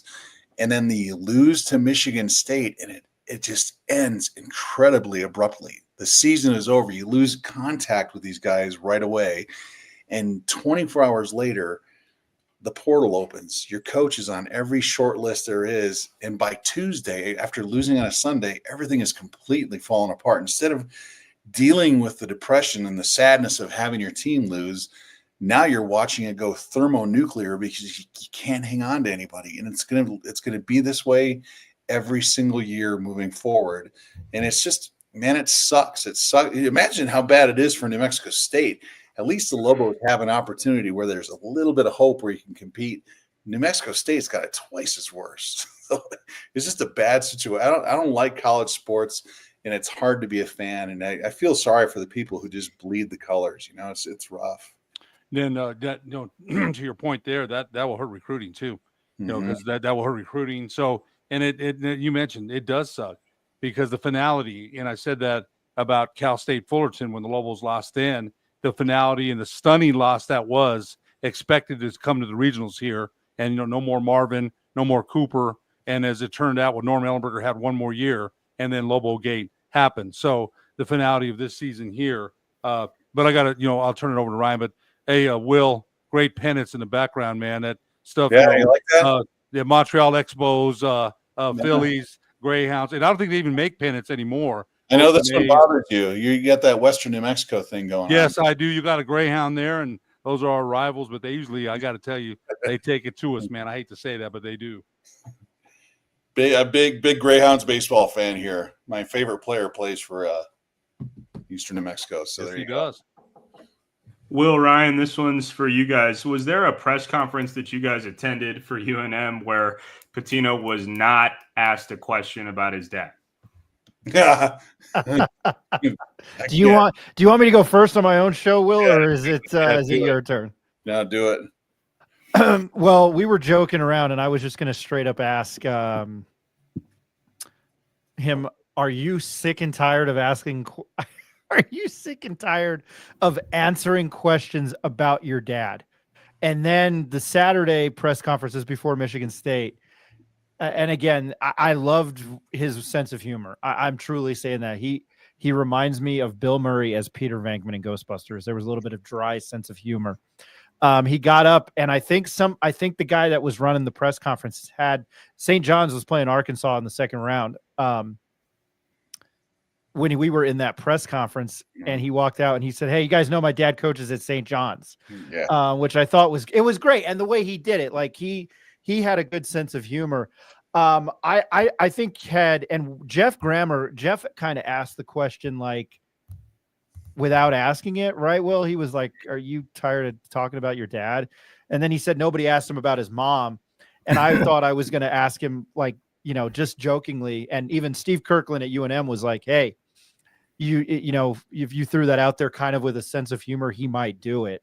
And then I joked about asking, I straight up asked Steve and Frank, I was like, "Hey, would I get crucified if I asked about VCU?" And Steve was like, "I don't think you want to get crucified in Cleveland." And I was never going to ask that because I didn't think he was going to VCU anyway. But I thought the walking out of the press conference with, my dad coaches at St. John's was, one of his better moments of the weekend. And he was great. And Izzo was great. Nate Oates was, but Will, your thoughts on that? Yeah, Izzo, man, I tell you what, it was just cool to be in there because this guy walks in and he looks like, man, the grumpy old chemistry teacher who's at the end of his line. You think he's going to yell at you and be just a total prick, and he wasn't. He was just a good dude, man. He answered every single question really thoughtfully, and just he paid the perfect amount of respect to all his opponents without kissing their butt and making it sound fake. But yeah, Izzo, when I left there, I was like, God damn, I got to put on a green and white sweatshirt. I'll run through fire for this guy. Like he was pretty cool. And it's funny because the Bryant coach Martelli was really good. You could tell he was the young up and coming guy who just was excited to be there. And he, just like Pitino, I mean, most of the questions were about his dad. They're trying to tie it into his dad. And in Pitino, I'll say this about him. I quit asking him about his dad probably last year. Like you could see it in his eyes. Like, would you shut the up? And it just gets tired of answering it. So I just let it go. But yeah, I love how if you ask him about his mom, and I've done that. I did it at a practice one time. If you ask him about his mom, he will talk nonstop. And it's like, look, man, I was just trying to be nice. I don't really care. But I'm glad you like your mom, but really, until she wins a couple of games, it doesn't matter to me, man. I don't care. So well, and what was great was Izzo when he said they were talking about the Big Ten and winning, and he was like, "I don't want anybody to know." He straight up said it. He was like, "I don't want anybody to know this, but I'm going to go in the closet and put on a Michigan jacket and root for them to win." Yeah. And it went like that. Yeah. And I thought that was great. Will, I've had the pleasure of covering some pretty cool things, and I've covered the women's tournament, and that was pretty cool at the Pit. And it was like UNC and Hampton. There were some big names here. And then just to be there. And when I walked into the arena, and, I've been in the Garden, Ball Arena. I thought Rocket Arena was cool. Obviously it felt like an NBA arena. Mm-hmm. And it felt like, kind of cool with the Cavs, now I think I shit on LeBron all the time, but the fact that he played there and then, locker room, I'm rambling, but I don't know. I thought it was a great atmosphere, and I understand why they play these games there now. And I know you said Memphis you were in your hotel room the whole time, but yeah, I don't know. It was a cool experience. I thought Cleveland did a pretty good job, other than directing us where we needed to go when I got in the arena. I thought that was a pain in the ass, but I don't know. Is there anything else you took away from it? Yeah. Did you walk around on the concourse at all? Because when I was perusing the concession stands, there was this place called Thank you for telling this story. I'm sorry. Go ahead. Bandito's Cantina. And so I was like, hey, that's cool, man. A Mexican food place. Let's give this a shot. And so you walk up, and the menus, it is what it is. They got the sugar skull on the wall, which is kind of cool. And one of the menu items was called the Gringo Bowl. It's like, oh man, all right, now we're getting serious. Let's see what this is about. And so I asked the lady what the Gringo Bowl was. She said it's just basically the same thing as everything else, except it doesn't have beans or meat. I'm like, so wait a minute, that's what you guys consider a Gringo meal? Is no beans or meat? And so I tried it, and it was basically a salad. It's what it came out to. So there was that, and then down in the hospitality room for the media, they put guacamole with salsa and tortilla chips. And anyone who's ever made guacamole, the right way, that it kind of turns brown a little bit after about an hour. You just have to keep stirring it. Well, this stuff stayed just perfectly lime green all day. Like, man, I'm telling you, I don't know what that stuff is. It is not guacamole. And I should take some of this back, and I should show the people at home, because I have to fly home and it's going to be the exact same color. It's like the color of an apple. Like that, as a native New Mexican, I am mortally offended by how terrible the Mexican food was. But whatever. The first world problems, I guess. I didn't tell you this when we checked into the hotel that we stayed at, my buddy and I, and our hotel was like an apartment. It was awesome. We were at the front desk, and the girl was like, "Oh, where are you guys from?" And we were like, "We're here for." My buddy was like, "I'm here to party," and like he did. Dragons, probably. Yeah. No, he was. Yeah, it was so hardcore Dungeon and Dragon. He was walking back to his hotel room with one eye, and I was having to help him up. That's how hard he went on Dungeons and Dragons. But we were checking in, and she was like, we were like, "Oh, we're from New Mexico. The University of New Mexico is playing in the arena. He's here to work, and I'm here to watch." And she was like, "Oh, we have some lovely Mexican restaurants." And I thought, I traveled all the way to Cleveland, Ohio. The last place I want to go to is a Mexican restaurant. And we found a pretty cool brewery like down the street. They had really good wings, smoked wings with I don't know, marinated in an IPA beer. And I don't like IPA, but it was good. But they're mean to you? Is that the one? No, okay, that was Harry. I heard all about this, so you guys got to hear this story. Oh yeah, I hadn't told this story. Okay, so I used to be, and I'm very open about this. I battled depression, anxiety, and I was a fall down drunk, and I stopped drinking Labor Day weekend of 2022. So I haven't had an alcoholic beverage since 2022. Well, from Chicago Midway to Cleveland, I sat next to a guy. We started talking, and I said, "Are you from the area?" And he goes, "Yeah." And I said, "We're staying like downtown by Rocket and Progressive Field." And he goes, "You got to go here. You got to go here." And so I told my buddy Steven, I said, "The guy on the plane told me to go to Harry Buffalo." We had something there. It was pretty good. So I'm not completely, and I walked by and it was busy a couple times. So I'm not completely crapping on the place, but we went there after another bar, and I asked the guy, I said, "Do you have a non-alcoholic beer?" And he looked at me and he goes, "Michelob Ultra." And I was like, "Excuse me?" And he goes, "Michelob Ultra." And he like turned around, and I looked at my buddy, and my friend Steven immediately to my group chat with all my friends was like, this guy was a major asshole to Ryan. And he turned around, and I was like, is he making fun of me for the fact that I don't drink? And we looked at the menu, and we think he got confused between Michelob Light and Michelob Zero, but I would never drink Michelob if it was the last thing on earth. And I drank Bud Light. I was a disgusting human being, but yes, I got tough guyed by the bartender there, and it was very, very weird. So they don't make tips off people who don't drink. He's like, "Who is this guy coming in here ordering water and root beer?" Well, I would have ordered an iced tea, and I would have ordered a burger, and I would have tipped him $5. But yeah, no, I could, my friend Steven, and at that point he had had a couple drinks, but he was still good. And he was like, "Holy, like, we need to get out of here right now." And then, he had already ordered a beer, but yeah.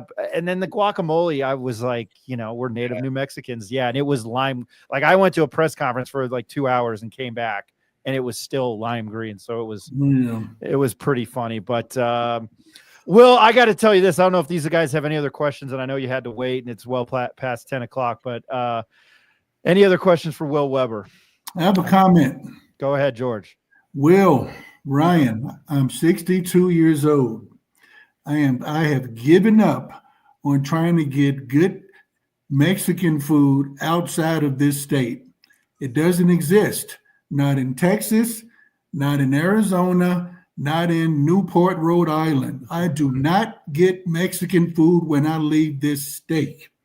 I get me a steak and a baked potato. When I come back to New Mexico on the way home from the airport, I get my fix. There you go. If you're ever in New Jersey, the town where my parents are from has 2 Portuguese restaurants.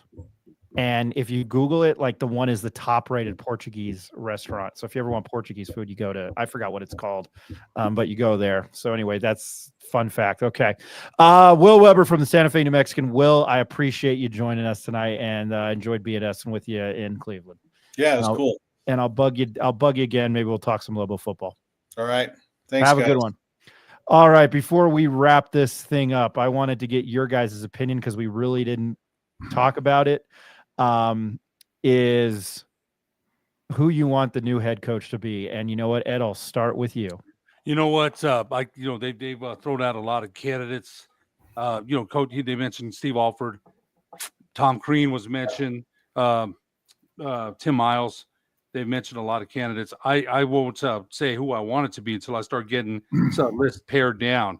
Obviously, I want it to be somebody that has D1 experience as a coach already, has won some games, maybe taken, maybe this is wishing for too much, a team to the NCAA tournament that has a tournament experience. So, and, as a coach that hopefully will stay around and build a program, it's going to be a tough job, though, as we mentioned, a one-bid league. So hopefully these things with the league, George asked, can they merge the league? Hopefully things change because a one-bid league is going to be tough to recruit to and tough to get, all the games together for one more year and then all those teams leave.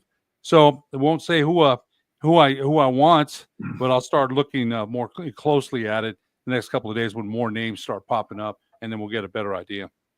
George, I'm going to save you for last. Nick, your thoughts? Yeah, I want somebody with ties to New Mexico and kind of like I was saying with Will, not ambitions to get somewhere bigger, man. I just feel like we're going to get burned. And I don't want to say burned. I mean, I hate to use that word. I don't think Coach Pitino burned us by any stretch. But, I think he did have ambitions to get to a bigger place. And so someone, and I'm not saying this is who I want, but this is someone who kind of fits that mold. I mean, Tim Miles. I think Tim Miles has been around coaching circles. He's coached at a lot of places. He did the big conference thing with Nebraska and the Big Ten. Someone who people have brought up, James Borrego. And I know he doesn't have a ton of D1 experience, but he's an Albuquerque guy. He's got New Mexico ties here. So I don't have any set names. Those are 2 guys that I just brought up, but someone who, isn't looking for something bigger down the road, someone who, kind of has already been there, done that. That's what I'd like to see. George, you played for the program. Your thoughts? Well, like Nick said, I don't have a set list of names. I'm pretty open, but and I know Ed is going to take a swing at me when he sees me for saying this. I think Alfred should be included in the mix. Now, Alfred and I had a little spat, a little disagreement when he was here. I'll tell you guys about it when I see you in person. I'm not necessarily a fan, but he won here, I'm not going to invite him over to my house. He's not going to invite me over to his house. His job is to win games and win championships. He knows the culture. He knows the landscape. He knows the conference. So I think he should be included in the mix because he could be a guy that we plug in and play and hit the ground running versus someone else coming in fresh off the street, so to speak, and having to learn the culture, the conference, and so forth. So again, I'm open to anyone, but I just think Alfred should be included in the mix because, again, I'm not necessarily a fan, but he won, and he won big. I'm on the fence. Kevin Keats got on a run. He took UNC Wilmington to 2 of the Colonial League to back-to-back tournaments in 2015, 2016. I called him my UNCW Seahawks. I love, those smaller schools. I was trying to limit myself to the one curse word, and I'm on the Steve Alford train. And I know Ed's going to pop up right here. I'm all for Craig Neal coming back. Somebody made a joke here. Luna Lovegood calling Neal for head coach, maybe.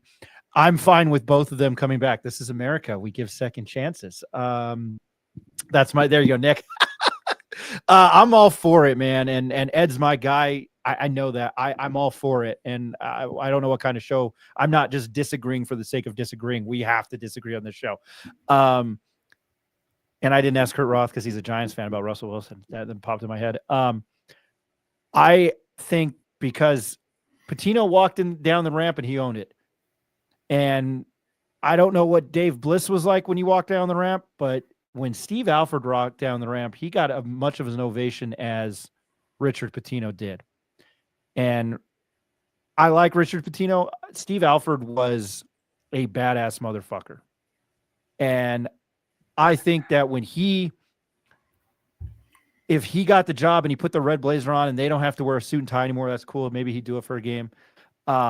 I think if they went with Steve Alford and they went with Craig Neal, maybe you're not Craig Neal, he can start what he finished here and advance in the tournament. And I think who cares if it's a one bid league, win that thing outright. Bryce Drew, Eric Olin from UC San Diego. I don't know if this was a joke or not, but Bill Murray's son at UConn, he's an assistant to Dan Hurley. So maybe Bill Murray comes to New Mexico. He'll probably be here a lot. I would love that. Before we end the show, final thoughts from all of you. And George and Ed and Nick, I want to thank you for sitting through this with me tonight. I appreciate it. And obviously we'll be in tune. Ed, I'm going to start with you. I want your thoughts on this season as a whole. You know what? Again, give Coach Patino credit. You know what? He brought a lot of excitement back to Lobo basketball. We hadn't won a tournament game since 2012, and they had a legitimate shot to advance to the Sweet 16. They really did. Got punched, but they kept punching back. I was proud of their effort. And you know what? My son and I, and you and I, Ryan, sat together in a lot of those games at the pit and enjoyed them. We can't cheer. I had to settle for elbowing my son a couple of times in the chest. He elbowed me back. That was our sense of cheering. So I enjoyed the heck out of this year. And going forward, and just so you guys know, it's not Alford I'm against coming back. It's Neal. I don't want him back. So that's me. Everybody else can have their opinion. If Alford came back, no problem. Not Craig Neal. That's just me. But yeah, great season for the Lobos. And going forward, I'll be checking the papers, watching the opening drive with Jeff and JJ, see if they have any new news about who the next coach may be. I'm excited. Don't exclude me. I'm going to try to work on it. Nick, I'm going to go to you because I'm going to save the basketball player, the actual UNM alumni basketball player for last on what he thought about the season. Nick, throwing it over to you. Yeah, for sure. Thought it was a great year. I mean, obviously winning a regular season conference championship, winning an NCAA tournament game, all those things kind of speak for themselves. Just bringing the buzz back to Lobo basketball, man. We got to see a lot of games in the pit, a lot of sellouts. How many sellouts did we have this year in the pit? Man, I can think of at least 3 or 4. So just to see, the community come together, be in the pit again, it was special. I will give my opinion. I thought it would have been a complete disaster. Oh, here we go. Ed Neff's watching us tonight. It's okay, Ed. He will suggest Nevada to hire Noodles when he leaves. That's pretty good. Jacob knows everything about college basketball and baseball prospects. These are his 3: Kevin Keats, Eric Olin, and Steve Alford. Kino, dude, I didn't go to you, man. I'm sorry. Kino K. And maybe we have to have you on to tell you how to pronounce your name. I'm so sorry. Kino K. Samsonite, Slappy Sally. I was so close. Samsonite. That's Dumb and Dumber. I thought it would have been a major, major failure had they not beat Marquette. So for the fact they did it, they are regular season champions. I would take, and I for those watching, we've had a lot of people watching, and I'll get to that. I would take them not winning that Mountain West tournament game up against Boise State, and I don't know if they were going to beat CSU. I would take that beating Marquette over the Mountain West Conference tournament because you've done that, and I said that on this show. The fact that they shut down a second-team All-American who's probably going to be a lottery pick, and True Washington said it after the game. He averages almost 20 a game, and we held him to 15. That was incredible. I will say that. I thought, in a nutshell, it was a very good year. And you guys back at home when we were in Cleveland, watching the national coverage and what Donovan Dent did. Richard Pitino went on College Game Day the next morning on ESPN. There was so much buzz about Donovan Dent, and that was very cool to see. And I stole that from somebody. It truly was a UNM basketball renaissance. I was critical of Richard Pitino's coaching, and I think that on a national scale might be something. But as far as somebody who turned this thing around in the time he did, he is a program builder. I'm interested to see what he does at Xavier. But I thought beating Marquette was the most important thing they did this year. And, everybody knows how critical I am. They came out and in person to see them punch Michigan State in the mouth. And the fact, if you looked at the stat sheet at halftime, that Michigan State, who is not a good three-point shooting team and was missing a few free throws, and Marquette missed free throws, but back to Michigan State, for the fact that they were 1 of 9 from the three-point line, I was like, I don't care who you are, UNM is going to be in this game. And the fact that they played on Friday in primetime and Sunday in primetime, which was terrible by the NCAA, but that was fantastic for the program. And I think it's a destination thing. So, Ed, I know you have to step off. I just want to say that. George, the floor is yours. Okay. Well, I want to echo what Nick and Ed said. It was a great season. More importantly, it was a fun season. The Lobo games at the Pit this year were a blast. It was the place to go see and the place to be seen at. It was a party down there. I found myself going to the Pit an hour early to beat the traffic and to hang out and to visit and see people. I mean, that was the hot ticket in town. Now, people need to remember, we won 6 games the year before Coach Patino came here. That season, you couldn't give away Lobo basketball tickets. You could not give away tickets. People wanted nothing to do with the program. And Brian, as you mentioned, Coach Patino built the program up from the ashes, made us a national player on the scene. Donovan Dent is a household name now. Nelly Jr. Joseph is a household name now. True Washington, I mean, everybody knows who those guys are. It was a fun season. Vegas was a blast. I went again. We took over the Thomas and Mack Arena. We won our first game there. And again, half of Albuquerque was there. That was so much fun, seeing everyone in their Lobo gear in the arena. And even as we were cruising around the Strip and around Vegas, seeing people in their Lobo gear around Las Vegas, the city, was great. So it was fun. Disappointed in the loss to Michigan State, but, it happened. At least we won our opening game against Marquette. So as far as I'm concerned, it was a successful season because we won 1 game in the tournament. So we were playing with house money against Michigan State. No one expected us to win that game. And the fact that, again, we didn't come out with nerves or butterflies, jumped out to a 10-point lead, showed us and the country that we belonged. We belonged in that game. Last year against Clemson, I'm not sure we belonged. I think we were just happy to be there. But against Michigan State, we looked like we belonged and we expected to win, but we just kind of ran out of steam against a very good, experienced, physical, big 10 team. And I'm encouraged going forward. Listening to Kurt tonight, I was texting him yesterday, in fact, when the news broke about Donnie and True entering the portal. I texted Kurt and I said, Kurt, I am sick to my stomach. Is it true about Donnie? He texted me right back. He goes, yeah, George, it's true. And but he said not to worry. We're going to be okay going forward. We're going to get some great candidates. We're going to be okay. And I believe him. I think that the New Mexico job is a great job right now. We are the premier basketball program in the Mountain West Conference as far as I'm concerned.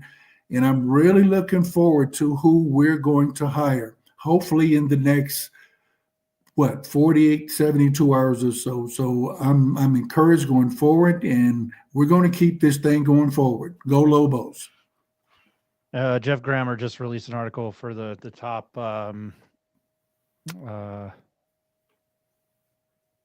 He's got top 10 candidates, and one's Jack Pitino. So just throwing that out there. Ronnie Chavez, the guys from Sons of Montezuma gave props to UNM fans that showed up to Vegas. They were impressed how many New Mexico people were there. I mean, that's what they do.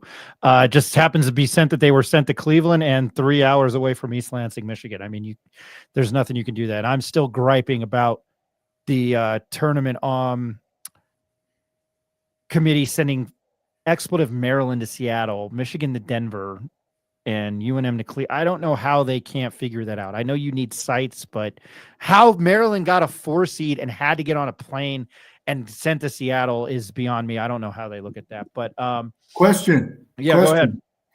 Did the guy from Maryland travel? I think he ran like Emmitt Smith when he caught the ball. What do you guys think? I'll jump in on that, George. I think in real time, that's hard to call, right? I mean, it's kind of hard to see that in real time. And two, I mean, I'm kind of the school of thought, let the players decide the game.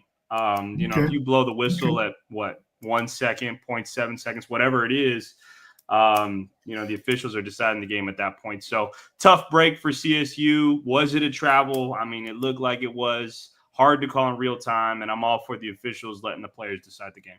I agree with that. I totally agree with what you said, Nick. Yeah, I looked at it. I mean, in real time, everybody complains and moans now. UNM was a different story. I thought. I thought some of those calls were egregious, but and I don't like to talk about the ref show. I'm sorry, I'm quoting Jim Rome. When the ref show makes it about the ref show. I thought in real time. I looked at it, and then you slow it down. I get it. It stinks for the Mountain West. I had Colorado State in my Sweet 16, so it does stink. I thought you let them play. And it was a moment. I think maybe the officiating overshadowed the moment. I don't know. Just let it play out. We will now start our head coaching coverage down the road. And as I mentioned, the newsletter, please go to our website. We're writing more. We're trying to build this thing ever. I am impressed with how many people are watching tonight. Because when we started this, I thought we would have 10. There are 850 people watching us right now. What? I know. My head, Kurt told me last night his head was going to explode. My head's going to explode. Wow. And I got to give a shout out to Frank Mercogliano and Steve Kirkland in Vegas for helping us out. Will Weber tonight. George, thank you for joining us tonight. My pleasure. As everyone knows, I am a huge Lobo fan, Lobo supporter, friend of the program. And I am happy to do my part. I contribute to Kurt's 505 Collective, and I'm all about UNM. I want us to succeed, period. Well, we're going to have you on to talk football, so you're not leaving our site, George. You're always welcome on this show. Nick, any final thoughts? Oh, man, great way to recap a tough 24-hour stretch for Lobo fans. I think, after talking to Kurt, Mackenzie, George, just people who are super connected with the program. I mean, Lobo fans, it's going to be an interesting 72 hours, but let's wait this out. Let's trust our athletic department to make the right hire, and let's stay positive.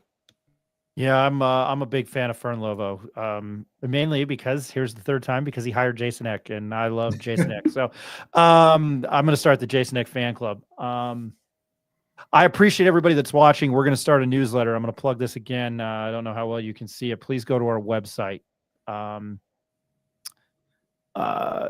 I started the media. I don't work at a full outlet. That's what we're trying to provide to you. I know a lot of people don't agree with my opinion. I think things have changed here. I still will give my objective opinion, but check out our newsletter, and we're going to try to make some content. I wish Eric was on here because I'm having a brain fart, but newsletter to recap the week. If you saw something you didn't find with the basketball season over, what I wanted to do, Ed wanted, and I wanted to continue our Lobo Legends series. What I wanted to do was I felt like we've not, and don't take this wrong way, it's not political or in that aspect, we have not talked to like any UNM athletes that are women. And I know 2 that were All-Americans, and then Amy Bagan. I'm going to try to effort that and talk to our Lobo Legend series, talk to people who have had an influence on Lobo athletics without playing for the UNM men's basketball team or football. Still want to do that. If you haven't checked out our Lamont Long interview, go check it out. It's on YouTube. But I know I can think of Amy Bagan coming on the show, Jeannie Fairchild, who I graduated high school with, and Sandy Fortner Martin, who is an All-American for track and field, and then I can find more. I know we have for Don Flanagan. I dropped the ball on that. We want to continue to do that. But if you haven't listened to our Lobo Legends series, I think, George, you were on it as well, and then I was just like, you need to come on the show full-time. But Lamont Long, we've talked to, obviously, Kenny Thomas, Royce Only. Somebody was trying to say, hey, you should get Luke Longley on. Ray Birmingham, former baseball coach, is going to join. Ray J. Birmingham's the man. That's what we used to call him in college, Ray J. Birmingham. Have him on. I have his number. He's aware of the text. I covered him. I reported on the best baseball team when he was there, and he was the man. I loved him, and he did a damn good job with the baseball team. So please continue to look out for content. If we know anything about the coaching search, I've tried, but I made a joke last night. I don't know anything about anything anymore. I'm confused, but if we hear anything, we will report it. I'm not going to do a show rest this week. Let the Sweet 16 play out unless we have a coach, a new men's basketball coach. But George and Nick and Ed and Will Weber, Kurt Roth and Mackenzie Bishop, can't thank you guys enough. Both of you two that are still on with me. For sure. My pleasure. I enjoyed it. We had a pretty good show tonight. I really enjoyed it. I think a lot of people did too. So, as I always say, my name is Ryan Tamori for Eric Moulton. This is the Pit Press Live. Please don't do anything that I would do, and everybody have a good week. We'll come to you live next week unless something happens. So enjoy it, and I'm pumped to talk Lobo football. So everybody have a good one.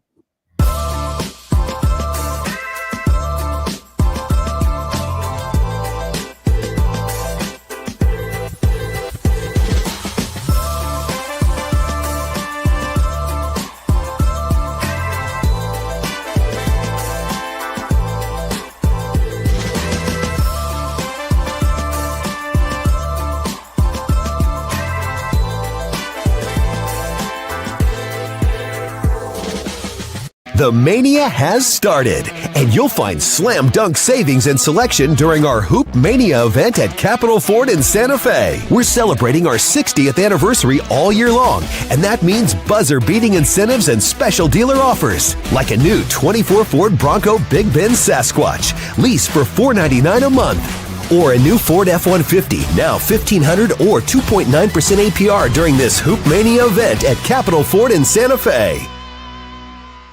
The